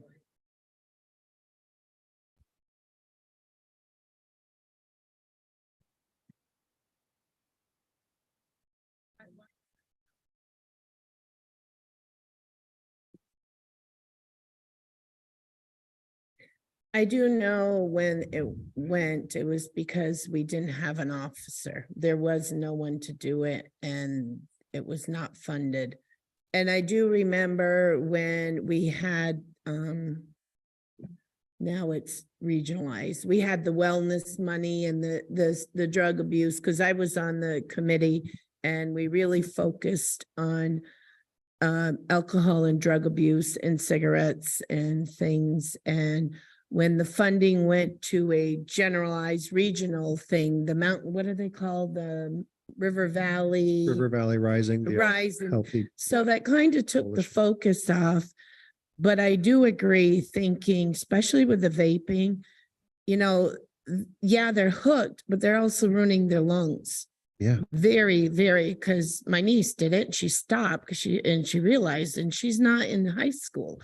We really need to focus more because we are aware, like Bruce says, we see the media, but we also know in the paper, past graduates and some, they're dying of ODs. And we need to, like she said, 5th and 6th grade, these kids are aware of this. I mean, the kids are, like you saw, that they live with this. You may say it's skewed a little bit, but no, as when you're involved with some of these students. But I think we really need to focus, the community too, because but we really need to focus that one of the most crucial things that this country and our young kids have is alcohol and drugs and strong. These are, because we approve that marijuana is legal for 18 and over. And then, but we really need to focus on, like Bruce says, they are saying the negative, but the kids think, like it's easy. You don't have, you can get away with it quicker, hide it. Even though it is banned in our school, the product and the device. But I really feel as a board, we really need to look at some of this data and see what should be our focus in. The health of our students is very crucial, and for them to survive and to thrive, and it's not just here, it's got to go in the lower lens. And I think it would be a great idea, like Natalie said, seeing the county, seeing the neighboring districts, how they doing, what it is this, because I do know rural looks more, but you also see in the other cities and towns what they're dealing with too. So I had a conversation with a staff member at the River Valley Healthy Communities Coalition. We are planning to have them come as they have, or they are planning also to do an RSU 10 to give presentations to classrooms regarding vaping in particular, and a larger substance abuse risk awareness assembly later on. I think that any reasonable person would look at this information, or even if you didn't have the survey, just spend a week hanging out in my office trying to do my job with me. And you're going to know that these are very real issues that face our students. It is sometimes overwhelming, because I believe that the issues that are oftentimes the most devastating or potentially devastating for our students are issues that are bigger than school, bigger than what my office can provide. I mean, I have a duty to do what I can, and I will. But I also need to acknowledge that the primary purpose and mission of my school is to provide a safe environment for an education for students. And us as a community have to come together and try to address some of these issues. Because if the school is just banging the door down saying, just say no to drugs, just say no to drugs. And that by itself, I think we know from decades of experience, does not stop the tide. But I'm going to try. yeah.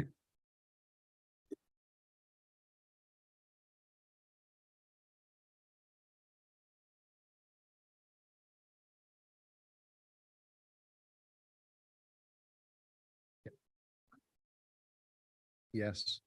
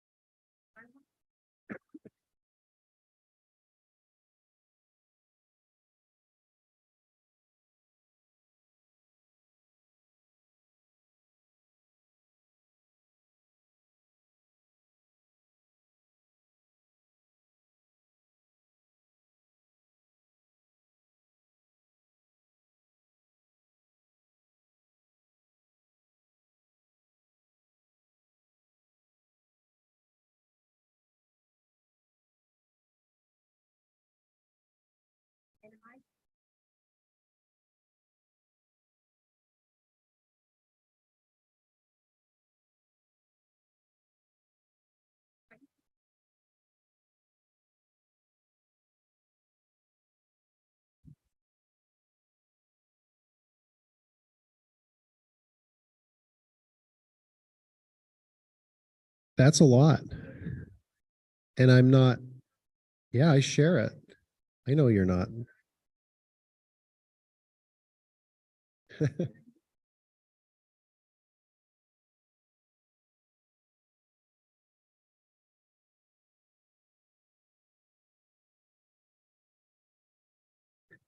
So I'll speak for the middle school level, okay? When I'm in a situation where I have enough information that I'm allowed to conduct a search, I always do. And in the outcome of that search, I then take the steps that I'm going to take in order to provide the appropriate consequence to that student. I try to be honest and transparent with parents. That can be very hard because sometimes I feel like I'm in a position where I refuse to lie to you, so I can't make you happy. But it's more important that we trust each other and work together to try to make things better. So social services are available, social work services. The biggest problem I feel that I face at the middle school level is I have a wonderful school social worker, but when we go to make a referral for deeper therapeutic services, there's a shortage of mental health providers in Western Maine. When it comes to substance abuse counseling, I now have a relationship with the Larry Labonte Center, which is something that Pam started for me. And so I have a group of students who already are signed up for group work with the Larry Labonte Center. And then when I have a student who has been caught doing any of the things, or it has come out that they have an issue or a problem, we assign to them a recovery coach from the Larry Labonte Center. In past years, I worked with other agencies. Those agencies either no longer exist, or they don't work with schools, or they only work with certain schools, or it's a fee for service model and a lot of folks can't pay, or they don't accept main care. The Larry Labonte Center has been great. They had it first. So at the high school level, I also investigate anything that comes to my office. If I have any idea that somebody has drugs of any kind at school, I call the parents if I can confirm that there's drugs. Sometimes I call the parents even when I can't confirm, just to let them know that this is brought to my attention. I can't confirm it. You might want to know and talk to your child. But I start with, I do not suspend the first time that there's a drug violation at school. I mandate a 6-week drug counseling program. The drug counselor comes to Derigo High School. My current social worker, Ms. Greco, sets it up and they meet right here at the high school for 6 weeks. And then I tell the parent and the student at that time, if there's further drug use, then there would be a out of school suspension. I really lean towards the drug counseling because I want to have help, because I feel like if I suspend students, that gives them more access and time to participate in what we don't want them to participate in. Also have been looking at, with Mr. Keen, looking at starting to look at how can we do vape detectors in our bathrooms, because I will tell you that it's much more challenging to locate vaping in the school than it was when they were smoking pot, because you can pretty much know where that is. When they're vaping, it's much more difficult and it's much harder to, it's not as visible because it's easily slid into a pocket. It's easily thrown out. So we are working on it, and I find the data heartbreaking as well, because I see every student at Derigo High School. I look at them with all their potential, and I just think about the road that they could potentially be taking if they're partaking of this.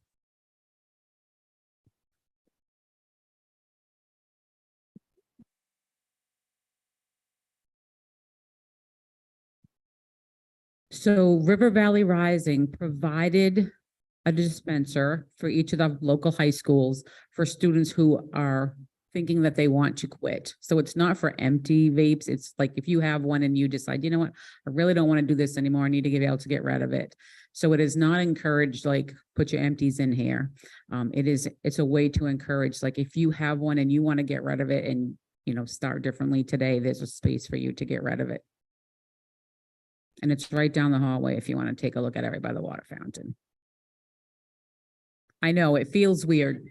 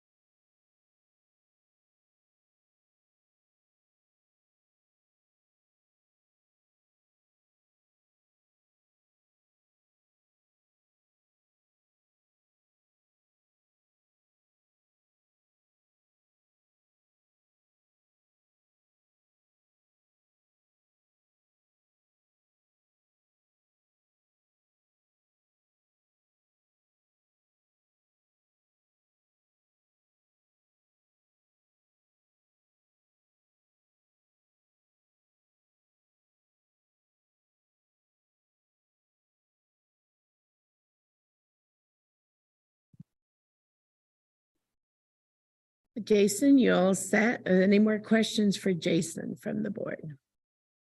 So we got this, and I assume that the A team is having conversations and We started looking at the data this afternoon and started having conversations of our next steps and plans of action, for sure. all right, thank you. All right, moving on. Poor Jason. All right. We are on second reading of AC non-discrimination, equal opportunity and affirmative action. Could I have a motion, please? And a second? There's no changes since the first reading. Any comments or questions? Seeing none, all those in favor? Thank you. So I don't go out of order. I always do that. I know. Put it over here. Second reading of policy ACAA, harassment and sexual harassment of students. Could I have a motion, please? And a second? And there's been no change since the first reading. Comments or questions? Seeing none, all those in favor? Thank you. Second reading of policy ACAAR, student discrimination and harassment, and Title IX sexual harassment complaint procedures. Could I have a motion, please? And a second? And there's no changes since the first reading. Comments, questions? Seeing none, all in favor? Thank you. Okay. Second reading of policy ACAB, harassment and sexual harassment of school employees. Could I have a motion, please? And a second? There's been no changes since the first reading. Comments, questions? Seeing none, all those in favor? Thank you. Second reading of policy GBN, family and medical leave. Could I have a motion, please? And a second? There's been no changes. Mary, have you seen this? The new, it's just the main law changed. I assume you were aware of it. You were gone on vacation. The 900 hours on the second page. B1. Okay, I figured you were. I didn't ask you because you were on vacation and I wasn't going to send you an email.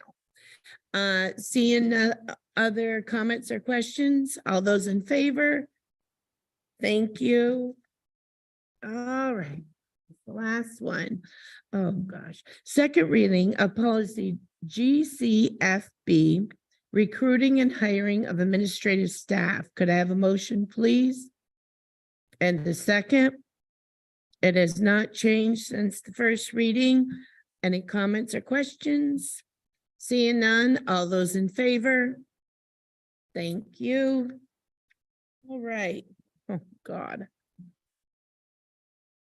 Well, you have the resolutions in your packet, but come to find out, we were in the dark. They had it Saturday by Zoom. So I didn't get to get your opinions and things, but I will tell you the results of the 3.5 hour meeting on Zoom was it really you? I knew you did one. You had one device to vote and one device to be on Zoom. Mother of God. So on the deletions, if you have them in front of you, they deleted something because it's in a different one. The B one, so that was approved to delete that. The C revision, administration of medication, they just went and reworded because of sunscreen and EpiPens and Narcan. which needs, and so that was approved. Is the revisions. These were current resolutions, but they revised them to be up to date. The yellow was approved. Any changes? Okay, so far. So on the C2 2A3D, the state assessment, you can see they changed the title because MEA, you think of a certain test and they want to get away from that.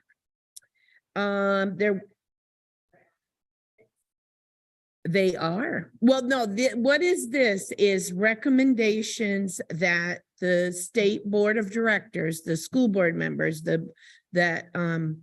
will go to the legislature and try to push and say, we need this. Doesn't make it law, doesn't make it going through, but they focus on getting some legislation or changes or they rectify something that's not right. They try to, it gives them a goal of what they're focusing on. There was 60 people on the one state assessment, like Natalie said, they want to add social and studies and civics for the assessment. One person wanted to take out literacy and that was voted down. But there was something that was added. They've added that the state shall maintain consistent assessment for no less than 5 years. That's what the school board members really thought is, because I think it was you or Jason that said in the spring, we're starting a new assessment. They're changing the assessment. So we never get consistency. And so, and then we first had should, and then they said shall, because you really can't. And I know since there's been so many changes with the state assessments that how can you get data to see if it works or not if you keep changing it every time. So that was approved with that addition. I don't know if it's on your page where it was. The next one is legislative mandates. I hope I'm in line. I think I am. That was approved with no discussion. It's just saying about unfunded mandates or requiring something and not giving us any money. Scheduling of career and technical education program, that was approved, the changes with no discussion. Everybody voted for that. Now we're down to they reworded alternative certification, which that was about how we know as we look to hire staff, teachers, how to get teachers certified, what they need. And they tried to put one word in, it failed. So the whole thing was approved. Teacher preparation program was approved with the changes. I'm trying to make sure there wasn't any. Oh, the only other changes they put on theirs was they had the Counselors Association to talk about, because they want the teachers to have some training about behavioral health or substance use or mental health. And they want to have a committee. And so they wanted to add social workers and psychologists so that everybody had a voice. That's what they approved. On the committee itself, they, all aspects of the people who do it. On D, the start of the new, right? That's the start of the new. This went on for quite a while. It wanted to define public, and that's what they tried to do. And then one wanted it for the immediate family members of employees to be able to talk, and that was voted down. And finally, with just the regular one, it didn't get 2/3. So the resolution failed. So this one was a very hot topic on both sides. people saying everyone should talk, and then people saying only these should talk, and because with the state law, they never define public. So that one was the only one that didn't pass. And the last, the IDA passed. That was about pushing, this is for feds to actually cover 40% because they don't cover reimburse. Is that right, Mary? They said they don't fully fund 40% of special education like they're supposed to. Yeah. Yes. So they were going to push to say full funding. The free and reduced luncheon qualification one passed, about how to do the medium income.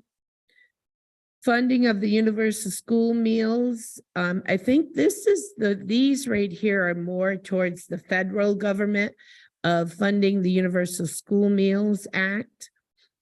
Because right now I know Maine does it. I think Massachusetts and there's California does it. There's not many states that do universal school meals that no one pays. And the last one was about Social Security, repeal of government pension offset and windfall elimination provision that was approved. And that's basically if we try to hire somebody who's had Social Security their whole life and they go under the Maine state retirement, they lose their money. That's why a lot of people will not work for us. Yes. Well, they're trying to repeal, and you can read it so that they wouldn't lose, their Social Security piece, because they really do. It's a significant. With 32. So that was the resolutions. I did not know it was a Zoom. Till I read it. So thank you for voting me in for that. But actually, no, it was 2.5. So it wasn't bad. It wasn't bad. And it wasn't because when they're in person, holy mother goodness. The first Zoom.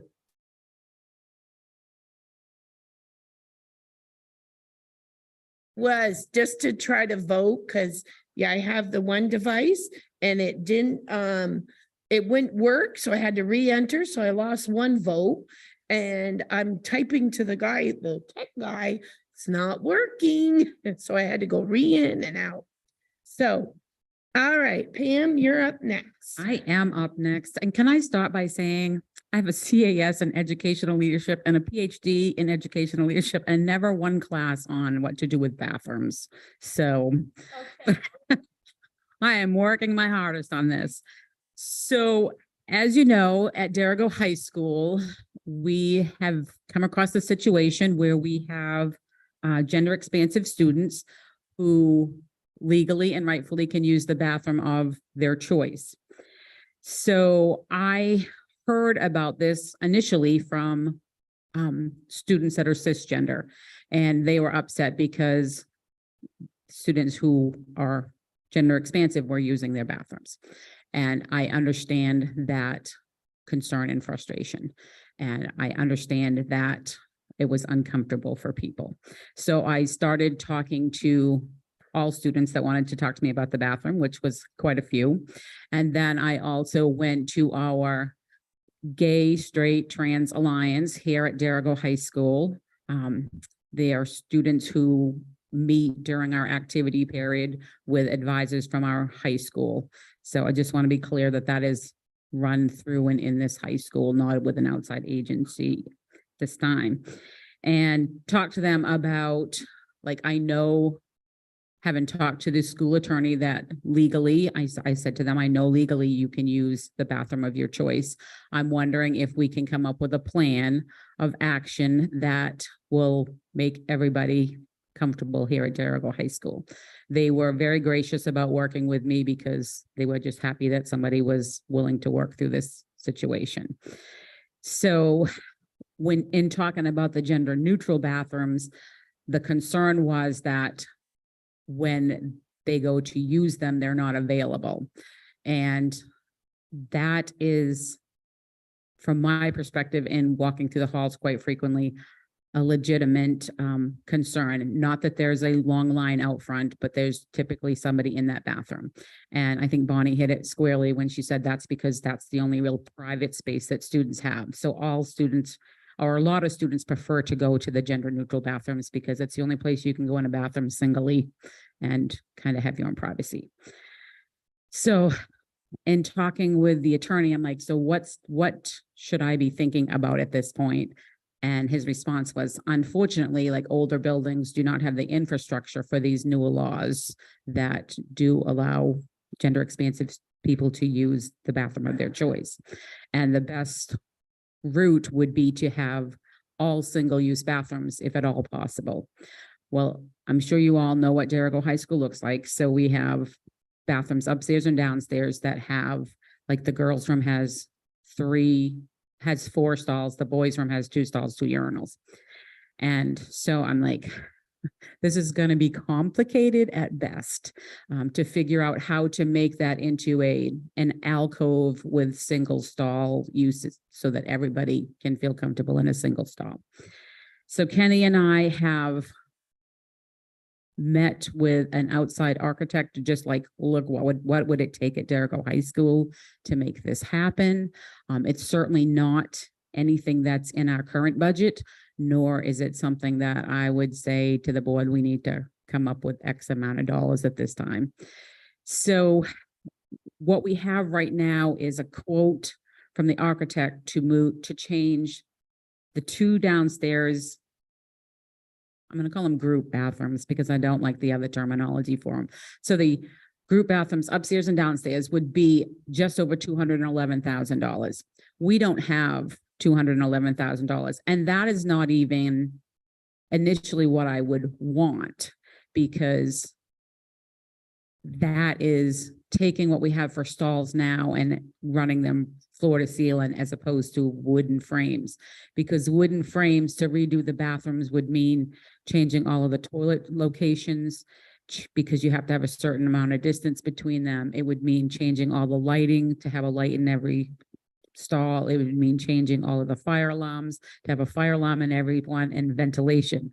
So you would be talking probably upwards to I don't even know. Like it would be a lot of money to do that. So what we have right now is a quote from the architect on, again, taking what we have for stalls, making them privacy complete. So it's floor to ceiling and not a slot between the doors. You know how you can sort of peek through the doors sometimes on those kind of stalls.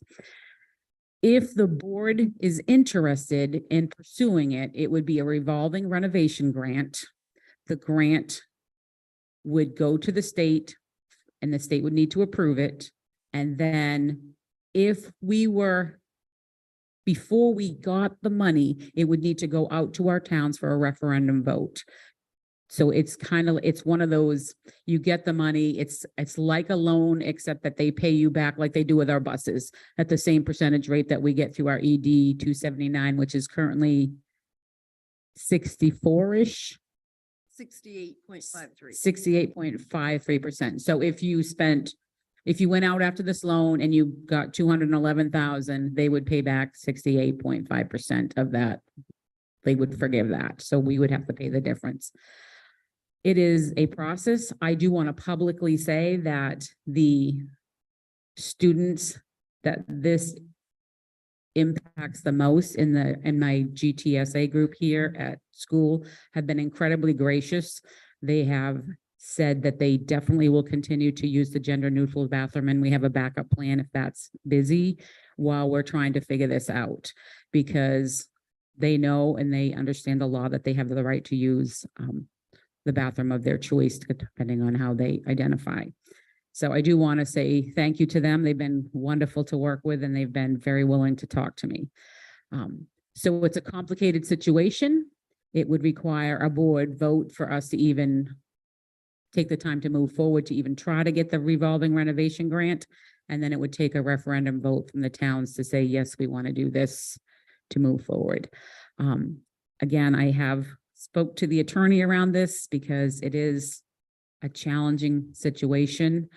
I was asked at the football game, which bathroom should I use? And I'm like, either one, they're single use. Like, I wish the whole high school was single use. New schools are being made with single use bathrooms so that they can avoid this complicated situation. But we have a great building. We just have old infrastructure in terms of the group bathrooms. So it's up to the board whether you want me to pursue a revolving renovation grant or not. And I do think at some point, something's got to give, because it is going to be, if nothing else, if the board votes not to move forward, that's fine. We would add doors to the urinals stalls, because obviously I don't want anybody walking in. But it's complicated. And again, it's been really great working with the GTSA, but what we do need to figure out how we want to move forward at Dargo High School and what's the pleasure of the board. Larry? I have two questions. First of all, how long would it take for the renovations? You might not know how to answer that, and how long to get the grant? So Mary and I are going to be very busy in the next couple of weeks if this goes through, because the grant would be due by the end of this month. So I haven't spent a ton of time working on it because I don't want to spend time if we're not going to move forward with it. So that would not be, we would not be notified until spring, and it would, hopefully the work would happen during the summer. That would be the plan. I have a question. So in the short answer, is it either renovate the bathrooms or it's still free for all? Whoever wants to can use each bathroom. So It's one or the other. I have a hard time calling it a free for all, because I will tell you that most of the high school students are very mature young adults. So it has not turned into a free for all. There has been people that are uncomfortable and they come and talk to me. But the law states clearly that people are allowed to use the bathroom of their choice on how they identify. So that there is not a way that we're going to say legally that you have to use a gender neutral bathroom and you can't use X bathroom or Y bathroom. And then my other question is, can we see the statute and how it's written? Because I work with attorneys very often. I know that a lot of times it's up to interpretation. That's why we have court hearings, right? Because one attorney thinks it says this, another attorney thinks it says that. They have a hearing, a judge makes a decision. So can we get a copy of that statute that we're talking about and read it for ourselves for how it's written? I will work to get you one. I don't have one with me tonight because I tend to try not to decipher legalese. I use the school attorneys because I don't feel like I can decipher everything that's written in statute, but I definitely can get you one. For tonight, what I would need is just, does the board want us to even pursue this revolving renovation grant? Because again, it's due by the end of this month, but I definitely can bring you one. Right. And I'm not saying that we are qualified to legally dissect it, but if people read it and they have a different interpretation of it, then so this one attorney you says that we have to do this, but are there other people that can be consulted to say because this hasn't always been this way. I was only in school 10, 11 years ago, and it wasn't, hey, Deanna, you can walk into the men's bathroom if that's where you want to walk into. I agree completely. So as the attorney said, this is a situation of old infrastructure, new laws, and they're clashing in terms of people's comfort levels. Liz, then Larry. Oh, did you get your answers? I just would like to get a copy of that also. Okay, go ahead. I was gonna say, go ahead. So you vote to start it and you start it and the town votes it down at a referendum, then what? Then it doesn't go any further. What happens if we don't do anything? So I'm going to go back to legally. Gender expansive people can choose to use whichever bathroom that they feel that they identify with. So legally, people would be able to use the bathroom of their choice. My hope in this is that we can work through this so that everybody can feel comfortable, because I actually see both sides of this issue. How many gender people do we have in school? So, approximately. so I think, Mr. Long, I'm gonna look back to you, 17.2% identified as. Can't remember, sorry. And that would be the ones that are feeling like they want to put that down. I mean, not everybody who identifies differently is going to be comfortable outing themselves. I can't remember what it was. sorry. So That was also gay. I didn't mean to approach the podium, but I feel as though you asked. So the percentage, the exact wording of the question on the survey is which of the following best describes you? And then the next block says percentage of students who answered gay or lesbian, bisexual, or I describe my identity, my sexual identity in some other way was 17.2%. I want to point out that gender identity and sexual identity are separate things. And so this question is not by itself a great indicator to answer what you're trying to. That being said, the next question was question 7, which I didn't include because I couldn't include all the questions in my presentation. Which of the following best describes you? The percentage of students who answered, I'm not sure about my sexual identity was 3.9%. And then there was a question, and I'll read you the exact language of the question. Some people describe themselves as transgender when their sex at birth does not match the way they think or feel about their gender. Are you transgender? And then it says the percentage of students who answered, yes, I am transgender. And because of confidentiality and the small size of our school, estimates have been suppressed due to a very small or very large cell size. So I don't have a figure for Deergo High School because they did not provide me one. The state average in 2021 was 3.6% of the state population. And all I have done is read things from the state's report. Bruce?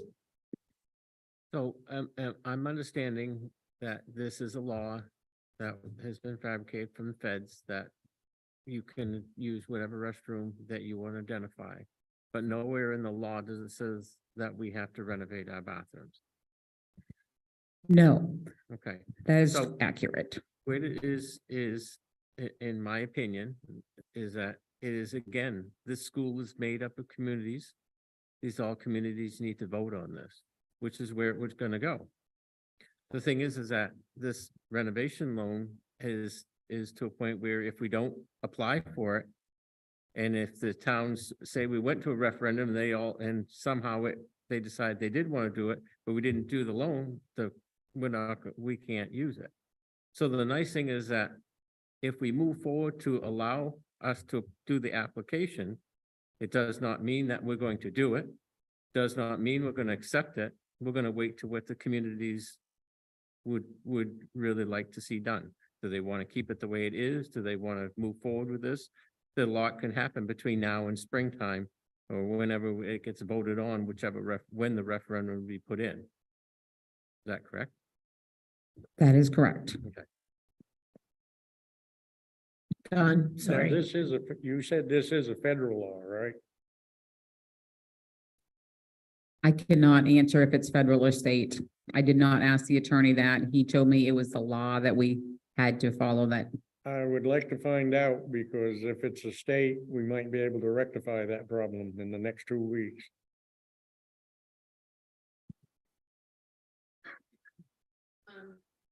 I've got a question. Have you looked at, because the prices, have we looked at what other schools have done? You know, how have they rectified? We're not the only one with an out-to-date building and different things. So are they just dealing it when they have to? I do not know how other schools at this point are dealing with it. I can certainly ask.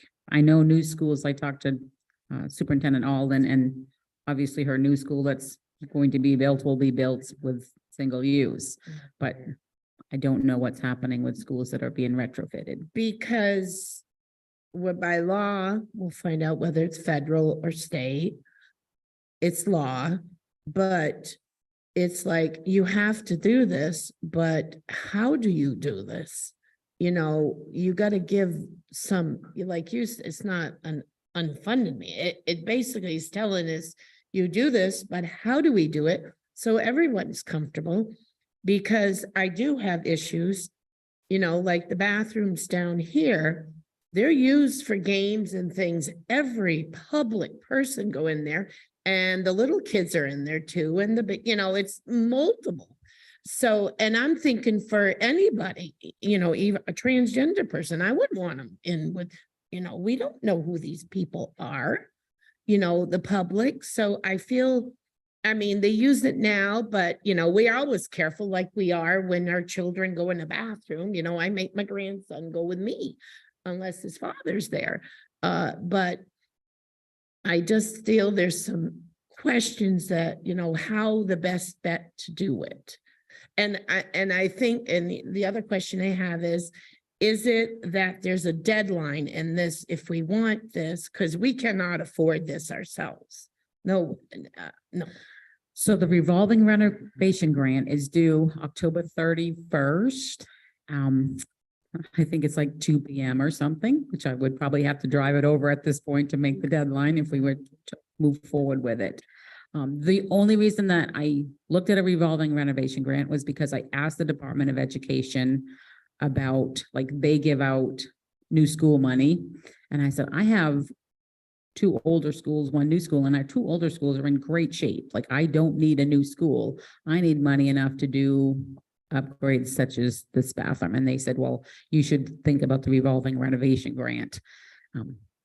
Henceforth, we're looking at the revolving renovation grant because I don't feel like we can go to our town and say we need $211,000 to try to make individual stalls out of our current bathrooms.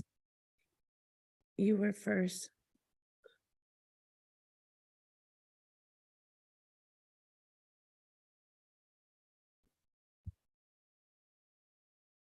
I did ask that.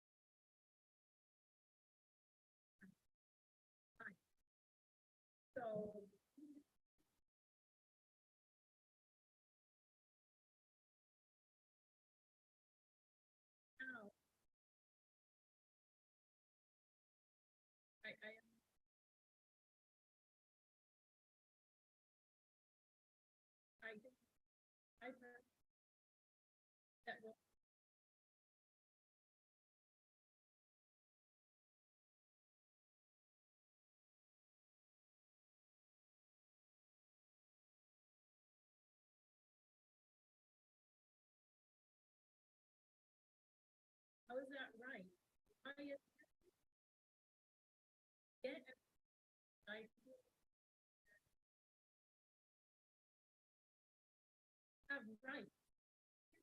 Right. So that's why I am looking for individual stalls, because those cisgender students are the ones that I heard from first, that cisgender is if you were born female and you're female and you identify female. If you're born male and you identify male, then you would be considered cisgender. So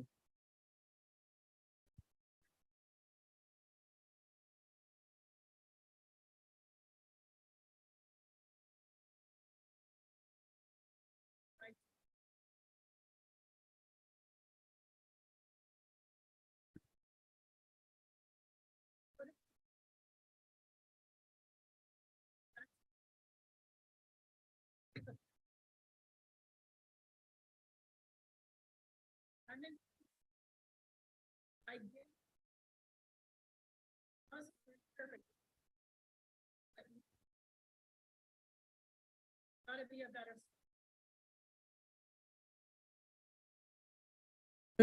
When Pam had brought this up, I did say if there's one school, then the other schools have to follow. And that, you did, like you said, you just can't do one, So just given the time frame, the plan was to try to get the high school into this revolving renovation grant money and then consider in another year the middle school and then potentially the elementary school. Elementary school is slightly different because a lot of their classrooms, especially on the first level, have individual use, which I wish every classroom here had individual use because it would be a totally different conversation because everybody is more comfortable in an individual use stall.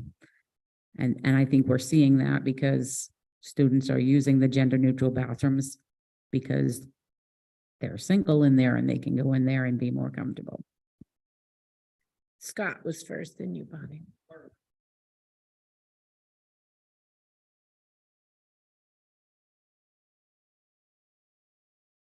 Right. And in this case, the towns. So the towns would actually, what would happen is tonight I'm looking for the board to say yes or no. Do you want us to apply for this revolving renovation grant for 211,000, whatever, change? If the board says yes, we put in for the grant. If we get it, we still have to go to referendum vote. So it would probably be at the same time that we did our school budget vote. Do the towns want to take on this revolving renovation grant? And if the towns say yes, it would move forward. If the town said no, we would not accept it and we would not move forward. It's a two-step process.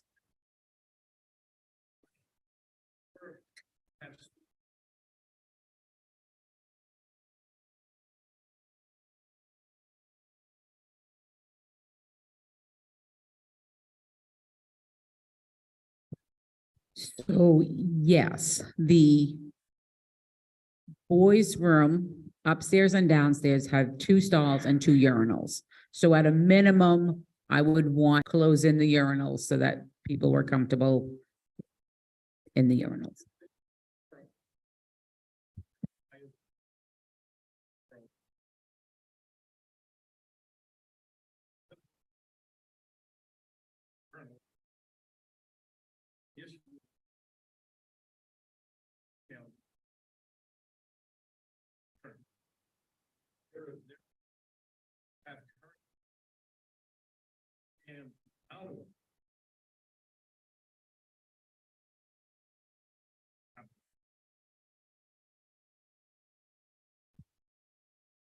So it's, for me, it's more than just, do we have enough stalls?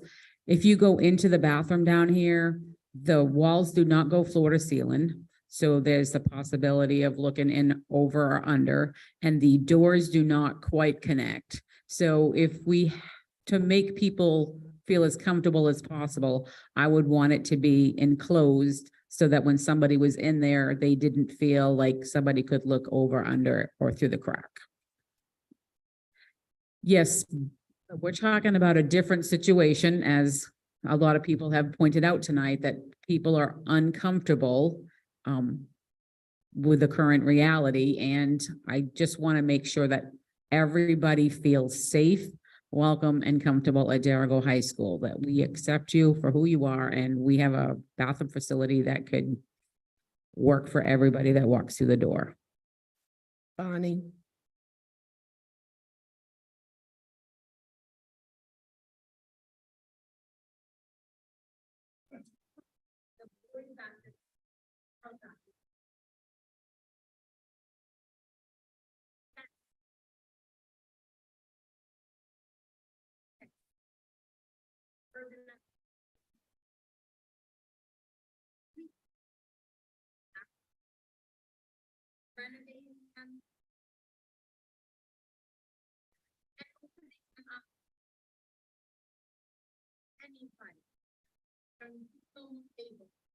So that would be the long-term goal, is to have all individual stalls with no labels. So there'd be 2 rooms still because there's a wall between them. Yep.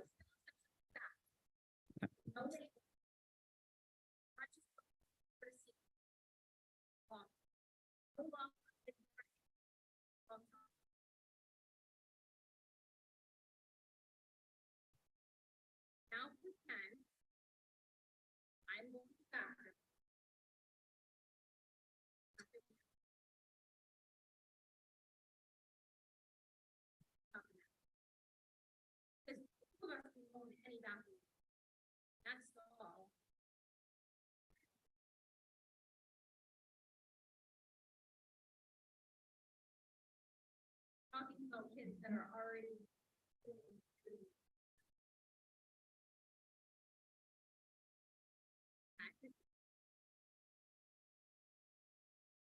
I say, no one that might.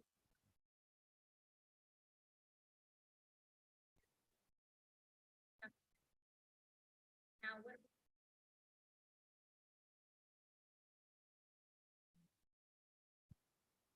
That would be phase 2 at some point. Right now, we have not had a gender expansive student asked to use a different locker room. And I think that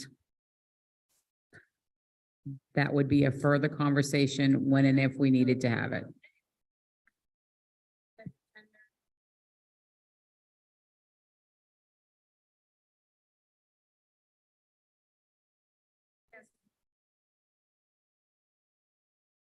Probably that.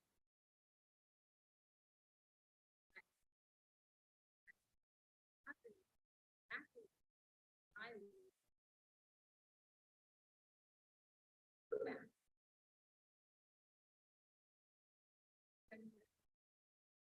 Whatever, any of them, no matter what you.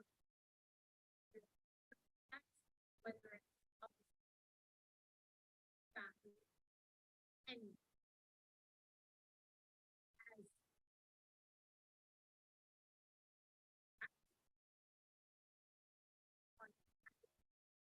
Wondering.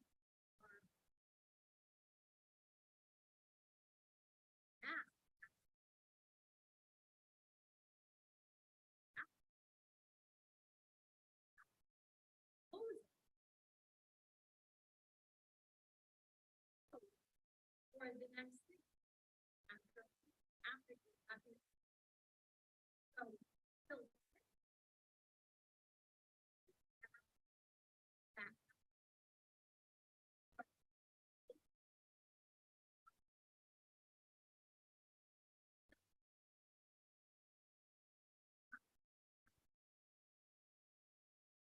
Are you asking us to, I just want to be clear, are you asking us to consider renovating them at the same time? Logic. Deal with. Yeah. Gonna use that.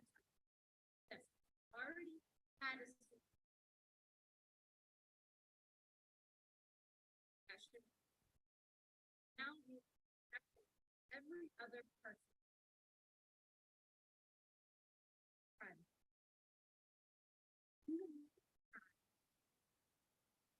After renovation. Now, the date that is finalized. On the.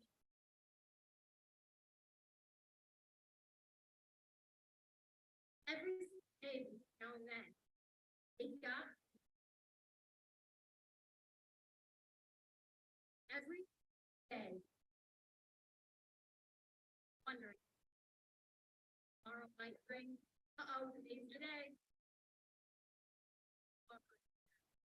We just walked in, had our clothes off. Boom. I am.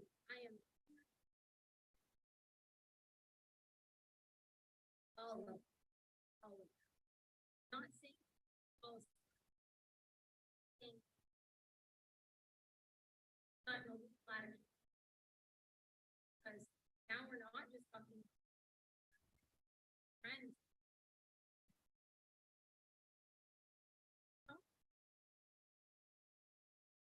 That's a lot of money.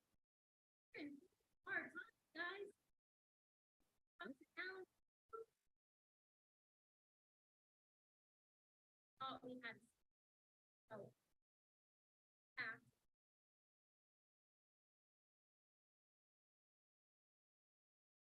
But if day to day. All of the lost. I promise. I think I. Watching. Other.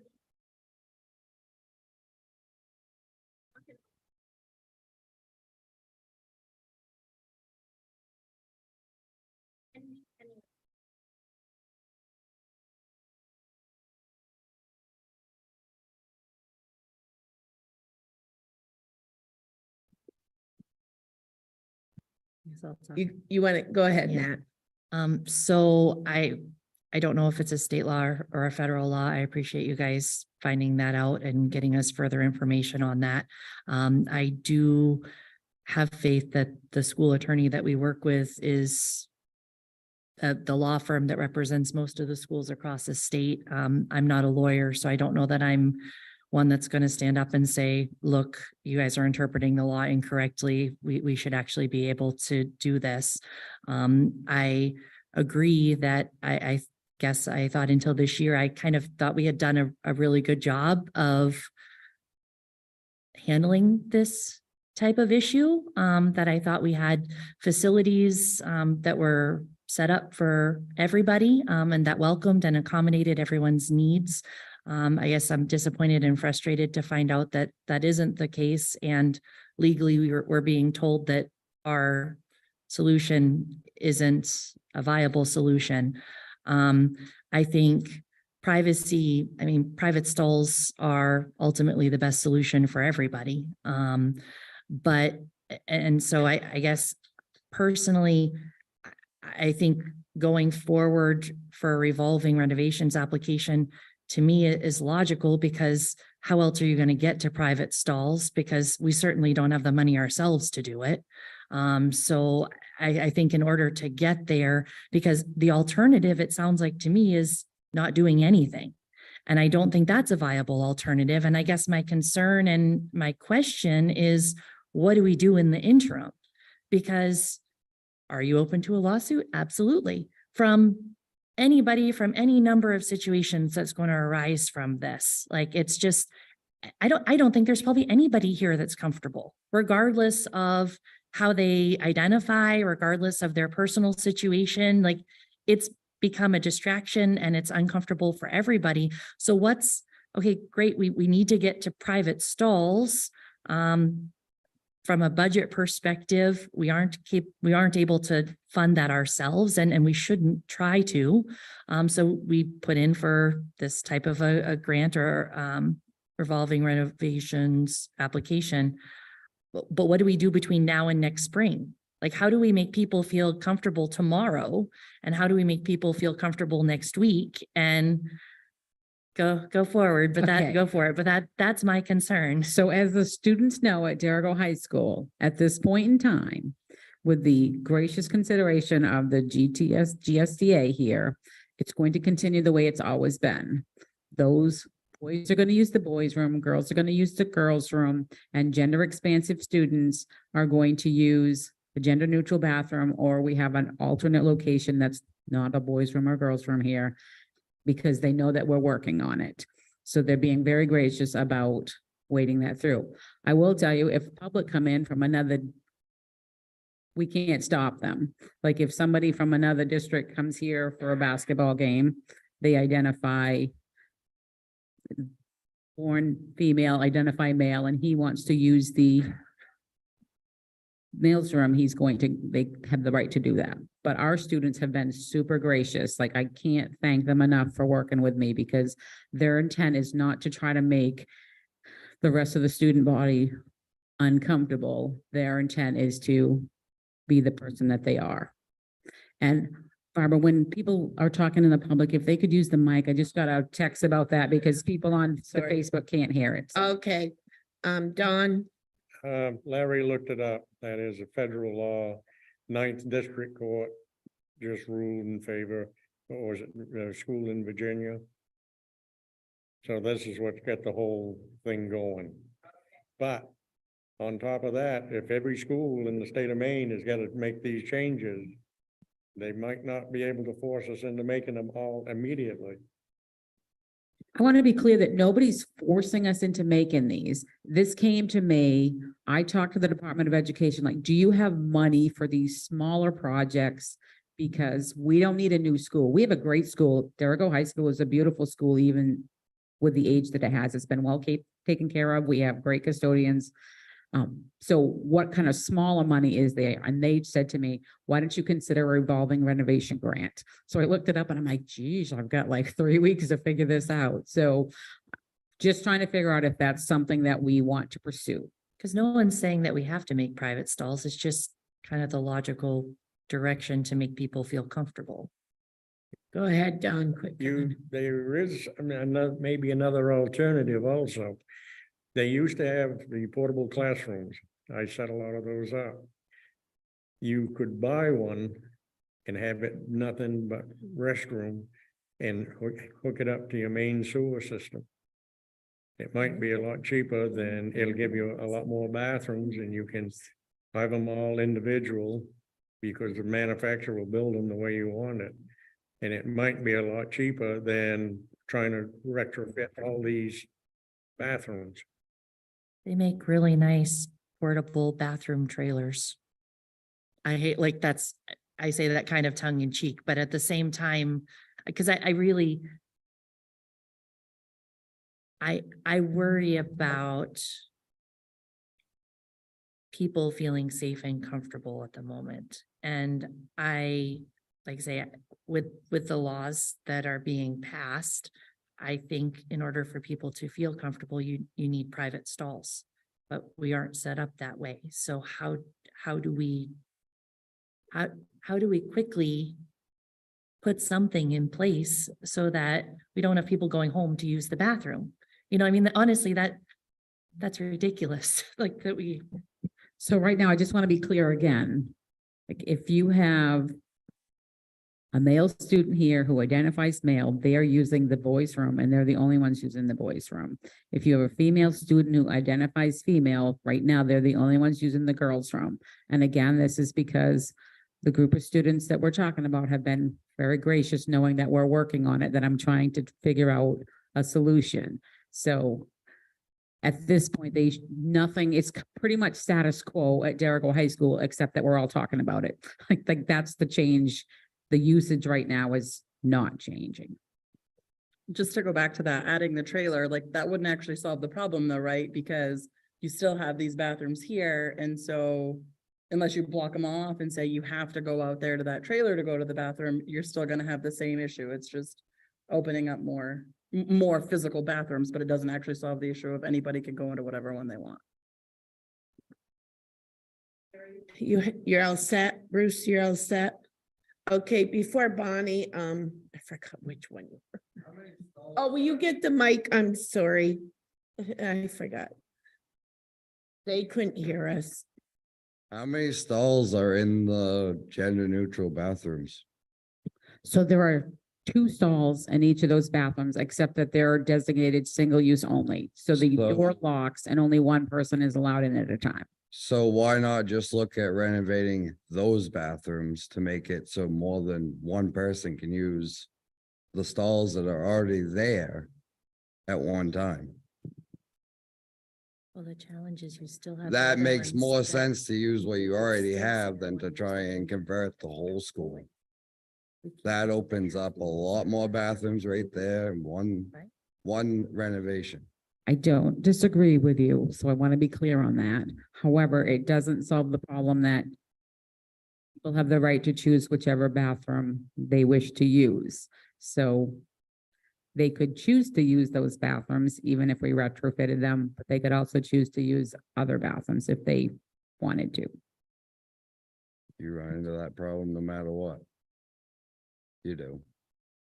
But you know what? If it's working right now, the way it's working, and the only complaint is that there's not enough of the one stall lock-in, you make it so more than one person can use that one at a time. That way, you still got the 3 different bathrooms, and that's what they prefer to use right now. You know, because you know what? Kids are assholes. Sorry about my language, but it's true. They don't want to use the bathroom with the men's room or the women's room because you know what? They're afraid of being bullied. It's just human nature. It sucks, but it's the truth and it's reality. You know, so make it so more people can get into those bathrooms like they were built to be. That sounds a lot more logical than making them all a free for all. Cause that's what's gonna happen. I think the challenge is though, even if we did that, like if we did that, people could still, like, we can't force people to use it. Is that what you're saying? Like, cause that's, I think the challenge is even if we, Yes, but they're not If we using it now. Cause that's, They're just I think- complaining that they can't use the transgender one when they want to. yeah, That's I- the gist of what I've really been hearing. You know, I just wish some of you would open your eyes to that too. And not just have your. I know what the law says.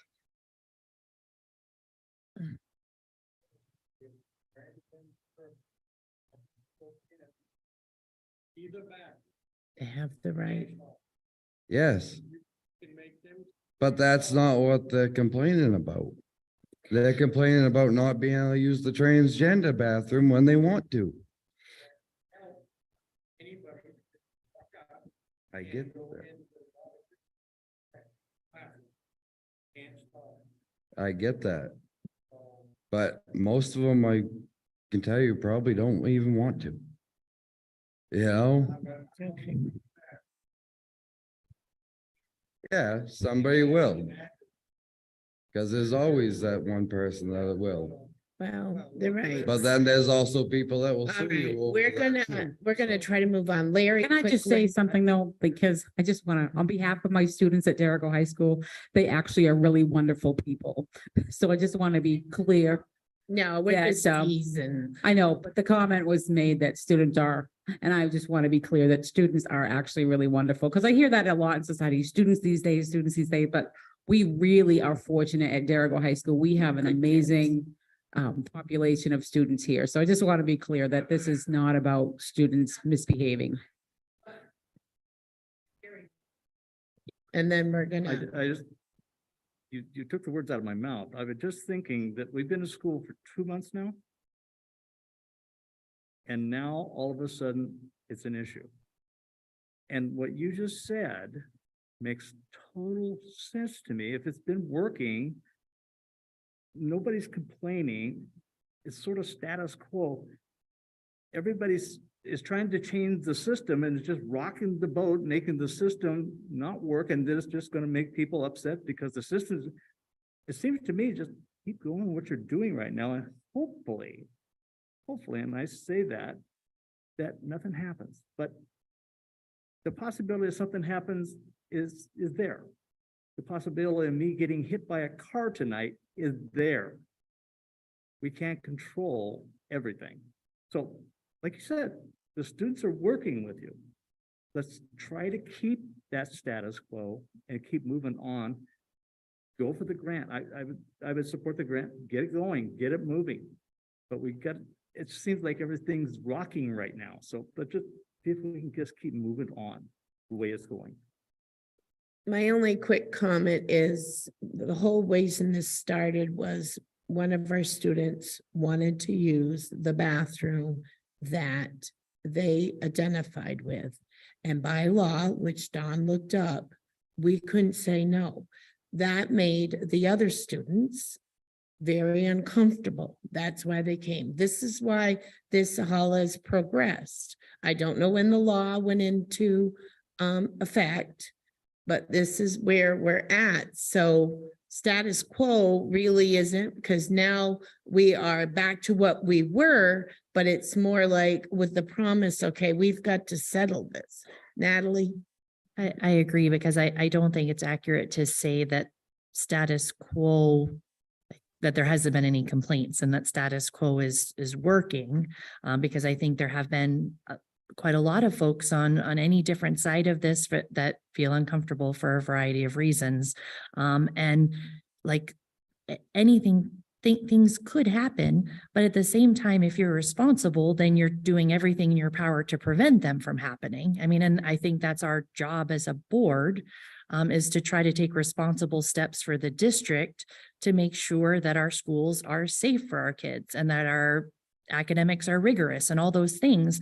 And I guess I think in order to be responsible, we need to move towards private bathrooms for our kids. And I don't see with a price tag like that, it being funded locally, that's not a realistic thing. So like I say, I guess I'm in favor of going for the revolving renovations loan and taking it to the communities, but because otherwise I don't think that we're taking responsible steps to make our student population and our communities feel comfortable.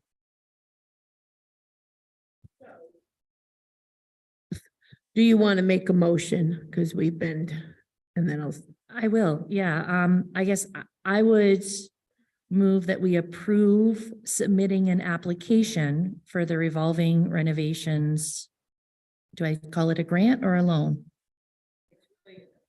It's called a revolving renovations application. It's a loan. Okay, so I would move to approve submitting an application for the revolving renovations loan or grant. do I have a second?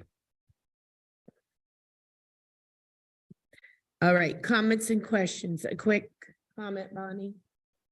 Can you go to the mic? So I keep forgetting the. The only thing that I keep coming back to, is like what she keeps mentioning too, is what do we do in the meantime? And how can the staff here at Dirigo differentiate without causing discrimination? Now we've made it known to the student body that they can go into whatever bathroom that they feel that they need to. So if there was a male come next Thursday and he just says, I know that Pam's had a discussion, because this is public, so she's made it very clear that she had a conversation with the students. They're being very gracious, they're being patient, they know that there's a solution in play. In the meantime, what if there's some kids that are just, they think this is funny or they want to prove a point and they take it to a whole nother level? How have you prepared yourself to be able to look at a student that's going to look at you and say, well, I identify as a girl, and you might know damn well that they don't, but you can't look at them and tell them that because that's discrimination. So actually in the law, it says that it has to be I don't know the wording off the top of my head. I don't know if Dawn, if you just saw it, but you can't just do that. You like, How can you tell? because it has to be I don't know the Do they wording have that to they use in be, it. do they have to be in a group? Do they have to be, how can you tell? There's a wording behind it that you can't just like say today, just say, I'm going to, like, we know when people are hoopla-ing it around and being facetious. So that situation would be a no, like, we need to come in my office and talk about this. Like, do you really want to go by these pronouns?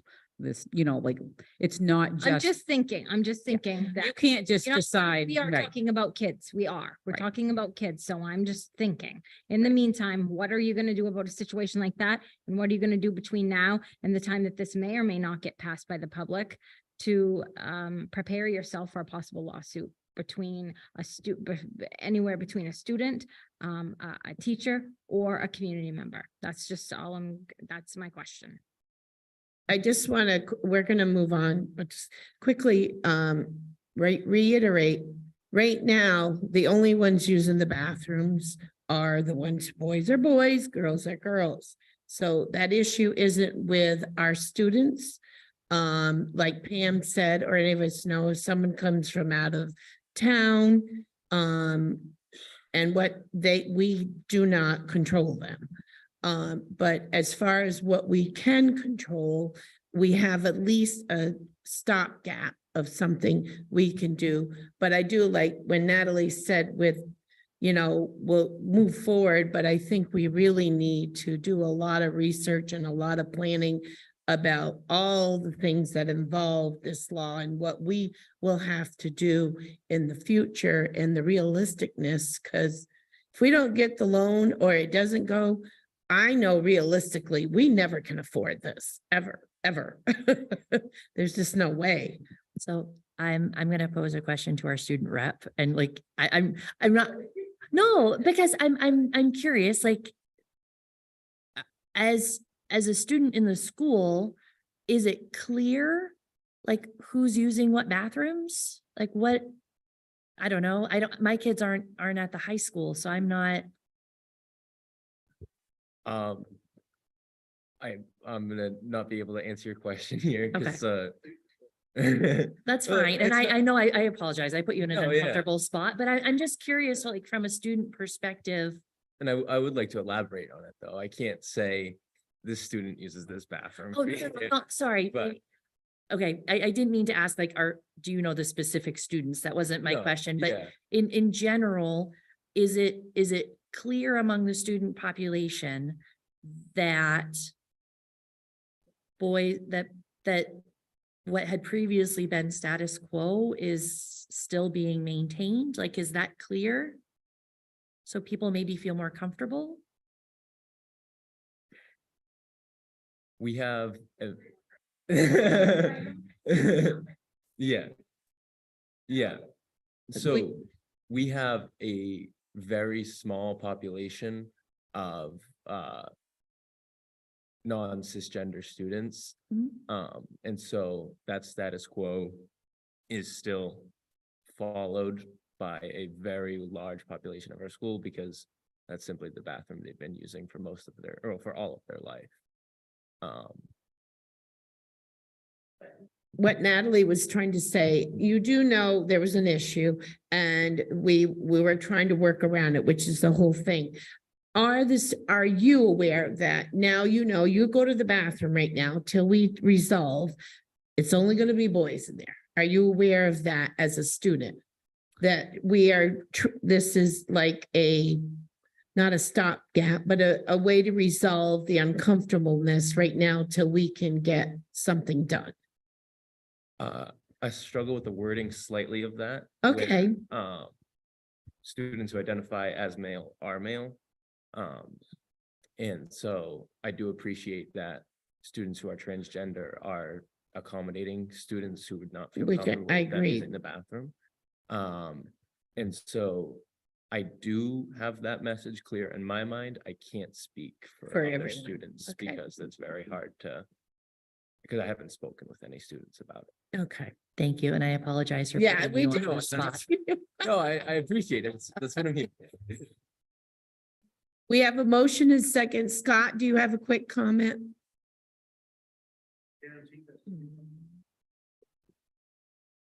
Yeah. Yeah.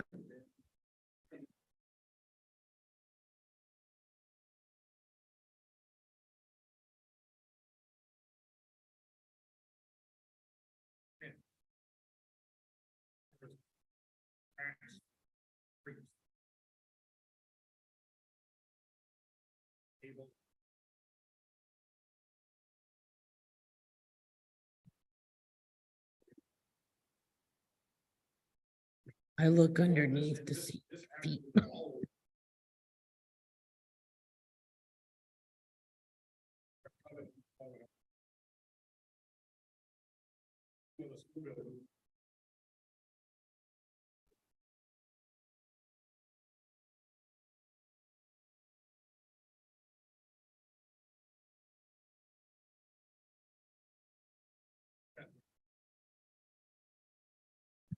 Okay, Bruce. Well, I'll repeat myself again. We're in a short deadline, but this deadline does not mean that we're going to move forward. This deadline is just opening up another avenue for us. So what we've got to do is we've got to figure out if we want to move forward with this. We've already got a motion, the second to move forward, but doesn't mean that it is going to move forward. All it is moving forward an application. It's going to be left up to communities which support the school. And I'm waiting to hear what the community members are going to have to say. We only have a small group right here right now, but let's see what happens when it goes to referendum. We have a bigger turnout that say, hey, we want to have something done. Or do we have a bigger turnout that says, we don't want that done to our schools, and it's dead. So right now, if we don't do this and they do want to do something, then I really find it hard to talk to community members and say, we need to put out a loan for $211,000 versus saying to the community members, we have something in place that we can move forward with, and it's going to be something that we may be able to financially do. So we need to just at least explore all options, but it hasn't committed us to any options.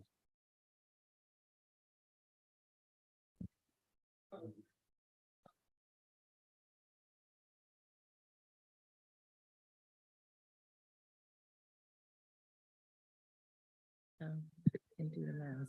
Oh, yes, absolutely.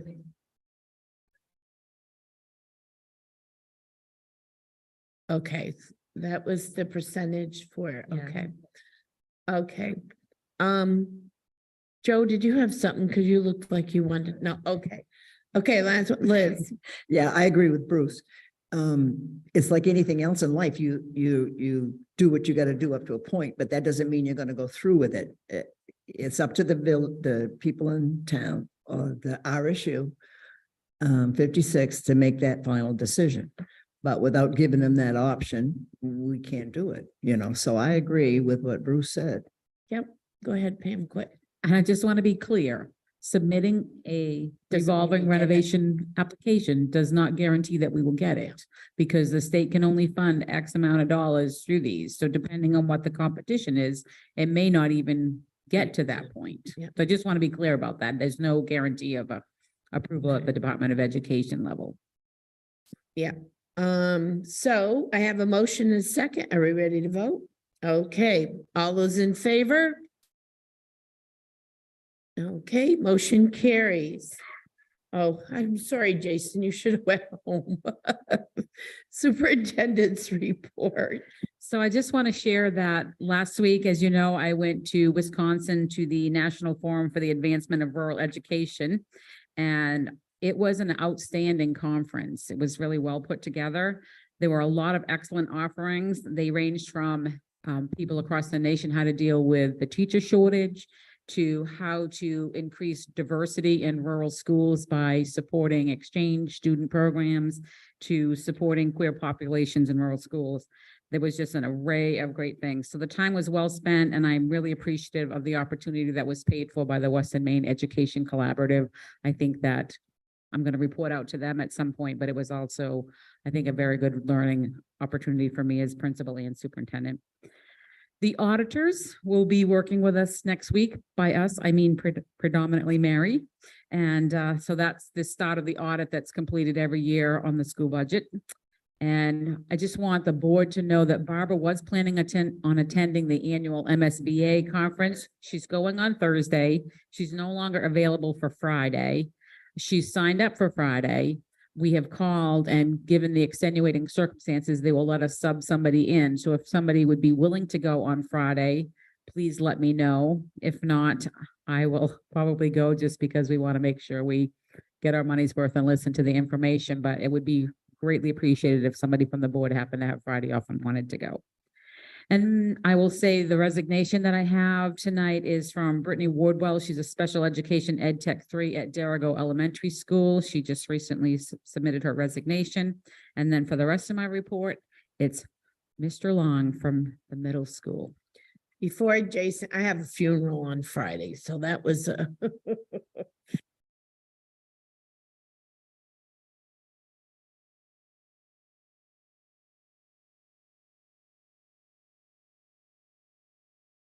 Good evening.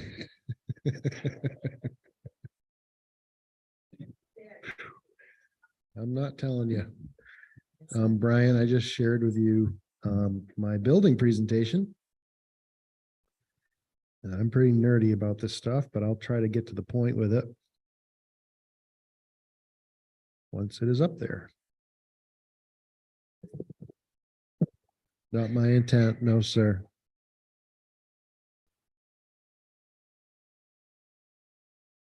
I try to be thorough.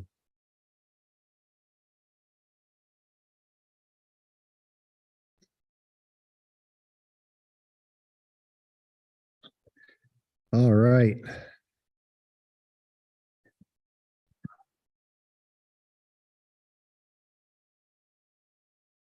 So tonight is the middle school's fall building report. Next slide, please, Brian.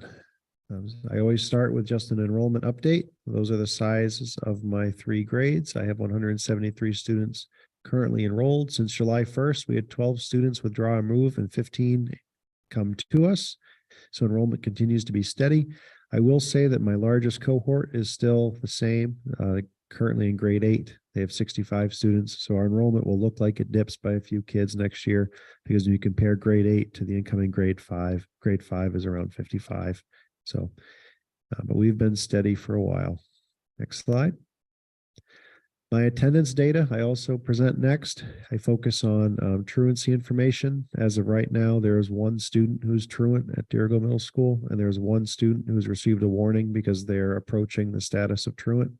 I will say, however, that even in a post-COVID world where we're all supposed to be in school all the time, there are kids who are getting sick and they're getting colds and they're getting things. And there's also a culture of an assumption of, if I don't feel good, I got to stay home.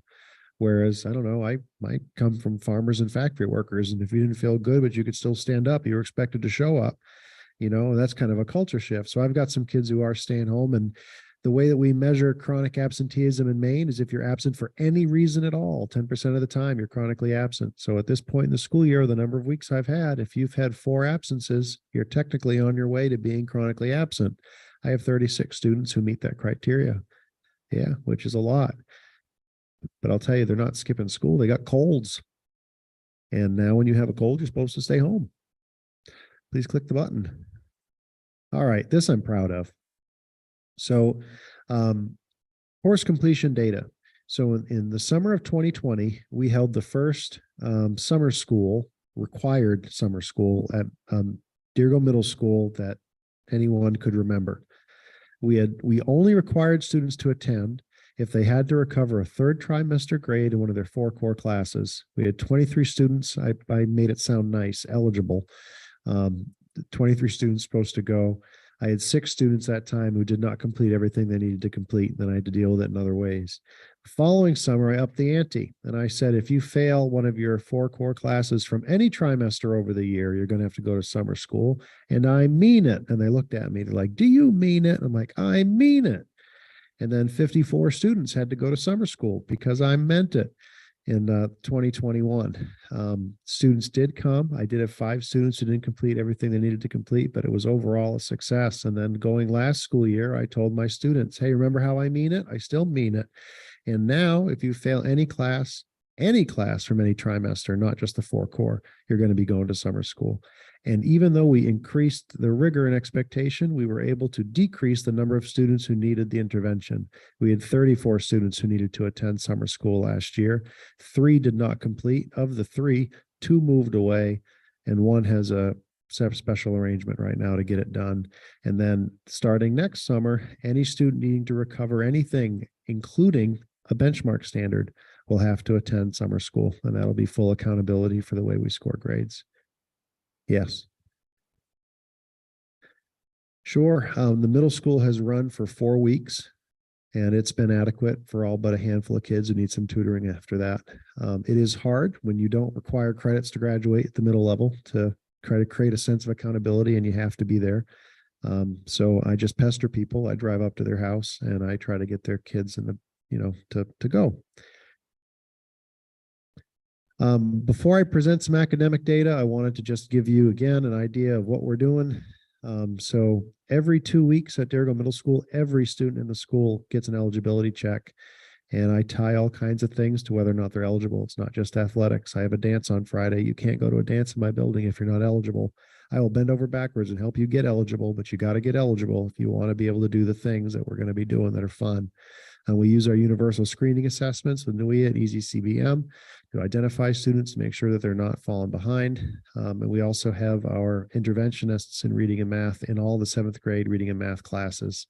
Our tier 2 level, this is we need a little bit more help. We do have tutoring available outside of the school day. I still have some students who are taking advantage of that. Every 6th grader is 45 minutes every single day of RTI, and those RTI groups are determined by all that progress monitoring data that we do universally. Our ELA and our math interventionists also now have a dedicated period every day where they can work with the students who have the greatest need, if those students are not also already receiving special education services. And then our highest level of highly specialized is we have an alternative education program, which is a COVID program. Right now we have 11 students enrolled, and then obviously special education services. So we are trying, and we have a system in place where if I know what your needs are, I at least have a way to try to do something about it. Click the button. All right, so here's what I'm confused about. So we took the NWEA this fall. I'll tell you that I had hoped to present to you all the spring data, because we took the test in the spring, and that's the test that we look at the most for growth. And unfortunately, the state has not released still its version of the spring data. So I know how my kids did on the NWEA next to national norms because I can see that, and I've used that for years. But the state still has not provided me with, here's how your kids did based on how we decide whether they're proficient or not. Does that make sense? So I couldn't tell you that, but it's frustrating because I want to be able to draw some conclusions from what they're doing with that data and the comparisons that I could make with the state. So what you see here is really all I can do right now. So this is from the fall. You see the bands. The first band to the left means that you're well below average. The orange band means you're below average. Yellow means you're average. Green means above average. Blue means well above average. And it's never supposed to be all blue. The way that the NWEA sorts out the test scores is it's 20% for each one of those colors. And so a school that's doing perfectly what they're supposed to do based on the bell curve, you would see equal sizes of all the colorations. You can see here that in my 7th grade cohort, we have some larger math needs. That is certainly true. Down below, I have a chart that shows you the mean RIT score. This is just the overall score that they use to tell you what your level is on the NWEA from the last 3 years. And each year, grade 6, 7, and 8, I present that just to show you two things. Number one, students do grow when they're at Deergo Middle School. Even though a lot of our students may still be well below the national norm, they are growing while they're with us. And the second thing, and this drives me bonkers, is the way that the state is now measuring whether or not a student meets proficient is whether they fall within the standard deviation of the national norm. So it's these huge ranges, okay? And so right now you'll see that the state meets range for the spring is 205 to 240. That's a huge range of scores. So already my school's average score falls within what that state average is. What I'm trying to convey to you is it's very hard for me right now to assess how I should feel about some of my outcomes because the state keeps changing how they measure my outcomes. And it's going to change again this spring, where the NWEA, they're still calling it the NWEA, but they've actually changed the guts of the test. More on that fun some other time when you're not as tired. Next slide, please.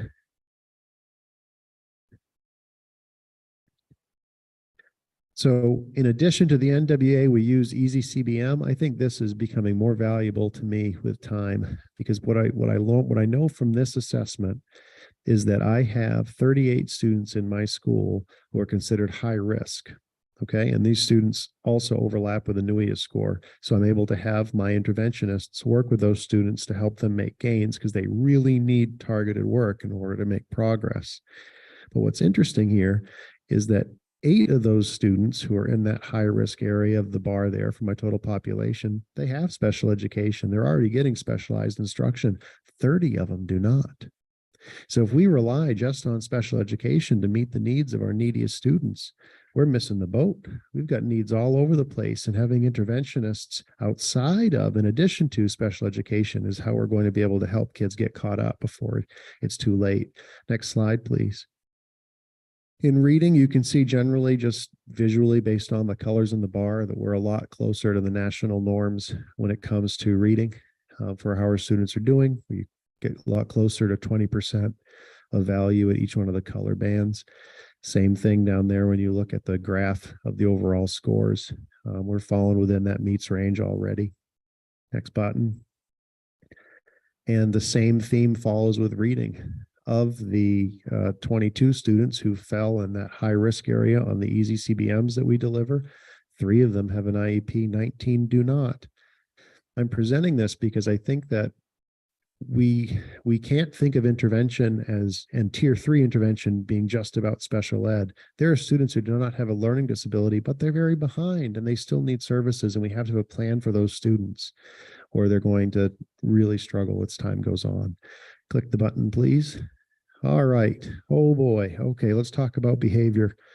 So if you look so September is blue, October is red, and that's the average number of referrals I get a day.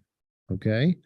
2019, before COVID in the fall, I got about 5 a day to my office. And they're not all majors. Some of them are minors, but that's how many incidents would happen in my school that needed at least to be documented. Then COVID hit, those numbers went boom, all the way down to the bottom. Even in 2021, while a lot of my kids were in the building, there were a lot of structures in place, not as many students in the school because some were learning from home. Our behaviors were really down. And we came into school this year and things were kind of okay. And boy, oh boy, look at that October. I've been averaging 8 write-ups a day right now at Deergo Middle School. I am doing my best, but I have all kinds of needs and it's a lot. But so right now I have 12 students who are on tier 2 check and check out behavior plans. That's twice as many as I had last year at this time. Please click the button. And as often the case, when you have a behavioral issue in your building, it's a handful of students that account for most of the issue. So I have 13 students, which is less than 8% of my school, are responsible for 65% of all the referrals. You may have noticed I said I had 12 students on a check and check out plan, and I got 13 students on this list. And if you put those two things together, you're right. We're putting interventions in place to try to help these kiddos along. It's not malicious behavior. It's not mean.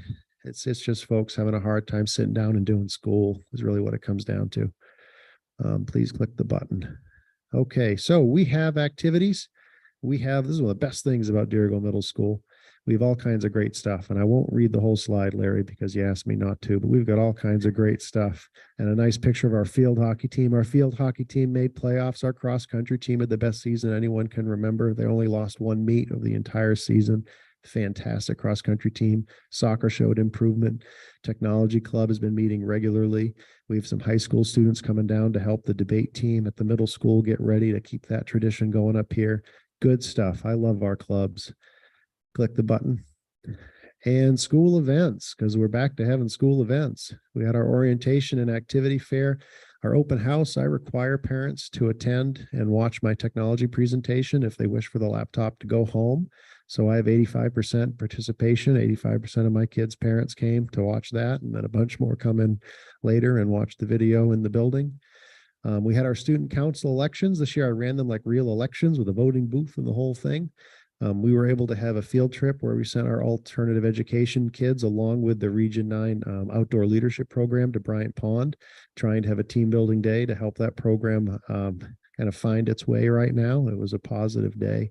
And then we had our big coordinated Alice drill, our safety drill on the 19th. You can see there in the photo. We have Oxford County Emergency Management, the Oxford County Sheriff's Office, Building and Grounds, Transportation Director Kenny is there, our Alice coordinator for the district, Earl Couture, and we were able to get all of our kids out of the building pretty cleanly and over to one of our relocation points and go through the motions and make sure we're prepared. Today actually was a state of Maine mock election. And so I set up the stage and we had the kids vote, and I'll tell you what the results were if you want to know, but we got to send those off to the state and they get announced on Friday. And we're in the middle of Spirit Week and I was somebody's twin today. Click the button, please. And here's what's coming next. Friday night, we have our autumn dance. We also are going to have our Scholastic Book Fair. We lined up our book fair with our parent-teacher conference night so people can come in and they can shop there if they'd like to. We need to raise some more money. We don't budget a ton of money for positive behaviors, intervention, and supports, PBIS. We don't budget a ton, but we need to do more PBIS stuff to try to get the building on the right track. So we're going to raise some of our own money to do that. We have a committee of teachers who are putting their own time in. We're going to have a baker's bingo. So if that appeals to you, you should visit us on the 3rd and see how you do. We are also going to be having our PTO clothing fundraiser. That will be coming up in about a week and a half. Raised a lot of money last year, and if you sell enough stuff, I'll let you pie me in the face. Parent-teacher conferences, we're having one in person and one in Zoom. The whole thing is done online, which has been a very affordable, better use of some folks' time than having all the phone calls come in. River Valley Rising is going to come, like I said earlier, to give presentations regarding vaping and substance abuse issues. And for the first time at Deergo Middle School on the 10th, we're going to have a veterans luncheon and assembly. We sent the notice home a little while ago. Anyone who's is invited or a relative of or associated with a middle school student is invited at 1 o'clock to come to the middle school for a turkey dinner put on by our nutrition department, and it'll be paid for entirely by our PTO. They've offered to sponsor all the meals so that we can do it. And then we'll have an assembly afterward. Click the button. There you go. Any questions for Jason? I know. Thank you, Jason. You're Go so very home. welcome. Go Cougars. Thank you. Are you all set with the superintendent's report? I forgot, Joe, anytime you want to go early, I'll do your report earlier. You can do that. You got to remind me. I forget. Go ahead. All right, we'll shoot through it quickly here. The high school cross country team is sending 3 of our students to the state championship. The field hockey has a home game. I believe it's been pushed to Thursday, which is the quarterfinals for the playoffs, and it's against Piscataquis. And the football has an away semifinal game against Moranacook this Friday. Coming up Monday, we have a Halloween costume contest. I believe it's hosted by Student Council. And last week we had the Nuias for some of our in-between grades. I think it's the sophomores and juniors. Very good. Freshmen and sophomores. Very good. Now you can go. Thank you. All right. Policy, I plan on having a policy committee on before the next board meeting. Besides, the nurses did put the recommendations, and the cell phone, I had a staff member that really wants to have a discussion because she uses it a lot for education. So at least try to figure out, what our goals and what we want to do, because right now K-8 does not have use of cell phones. And at the high school, it's up to the teacher. The teacher doesn't want it in their classroom, him or her. The kids are good. I think it depends on the teacher though, too, how hard it is to enforce and things. Finance committee, they haven't met. Are you going to meet, or since Carl's not here? Right, I'll be Oh, working with, bids. I'll be working with Carl to schedule a meeting after the auditors come and go. But there are going to be 2 bid openings on Thursday, November 3rd at 1, a bid opening for the bank proposals for the 3-year note on the new bus.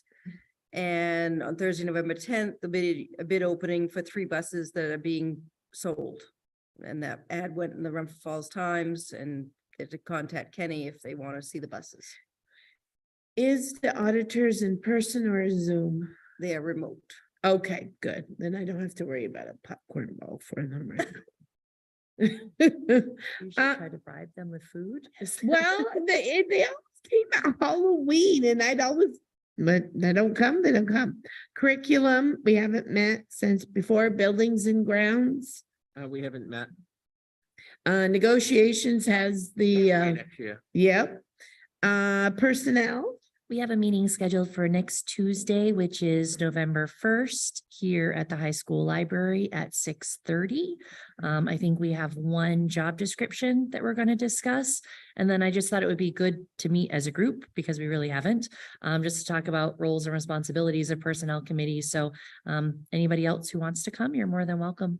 Okay. Ad hoc, I know, is meeting this Thursday at 5:30 to 6:30. Is that right? Civil rights.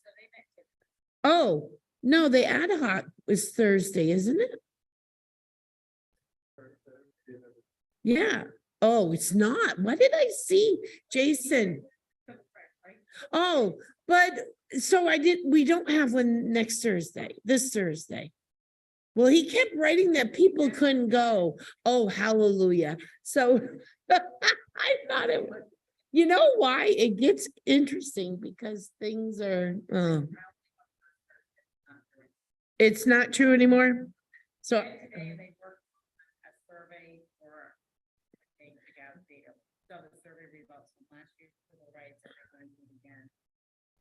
Now I'm totally confused. So the civil rights one, which is the ad hoc committee, met today. I thought it was Thursday. I would have went. No, I couldn't have went. Yeah, I was busy. I can't be everywhere. Larry, did you know? Oh, he was, okay. The board member was there because I knew Angela couldn't go. And, okay. Do you want to comment on you meeting? What? Basically, we just went over the survey and like Pam just mentioned, we went over the survey and we adjusted it so it's a little bit more user-friendly and gets in a lot of information. But again, it's a snapshot. Thank you. Board member comments. We're exhausted. I know we usually try a timeline of 9, but we didn't really have things. There is no executive session. Could I have a motion to adjourn? So moved. And a second? All in favor?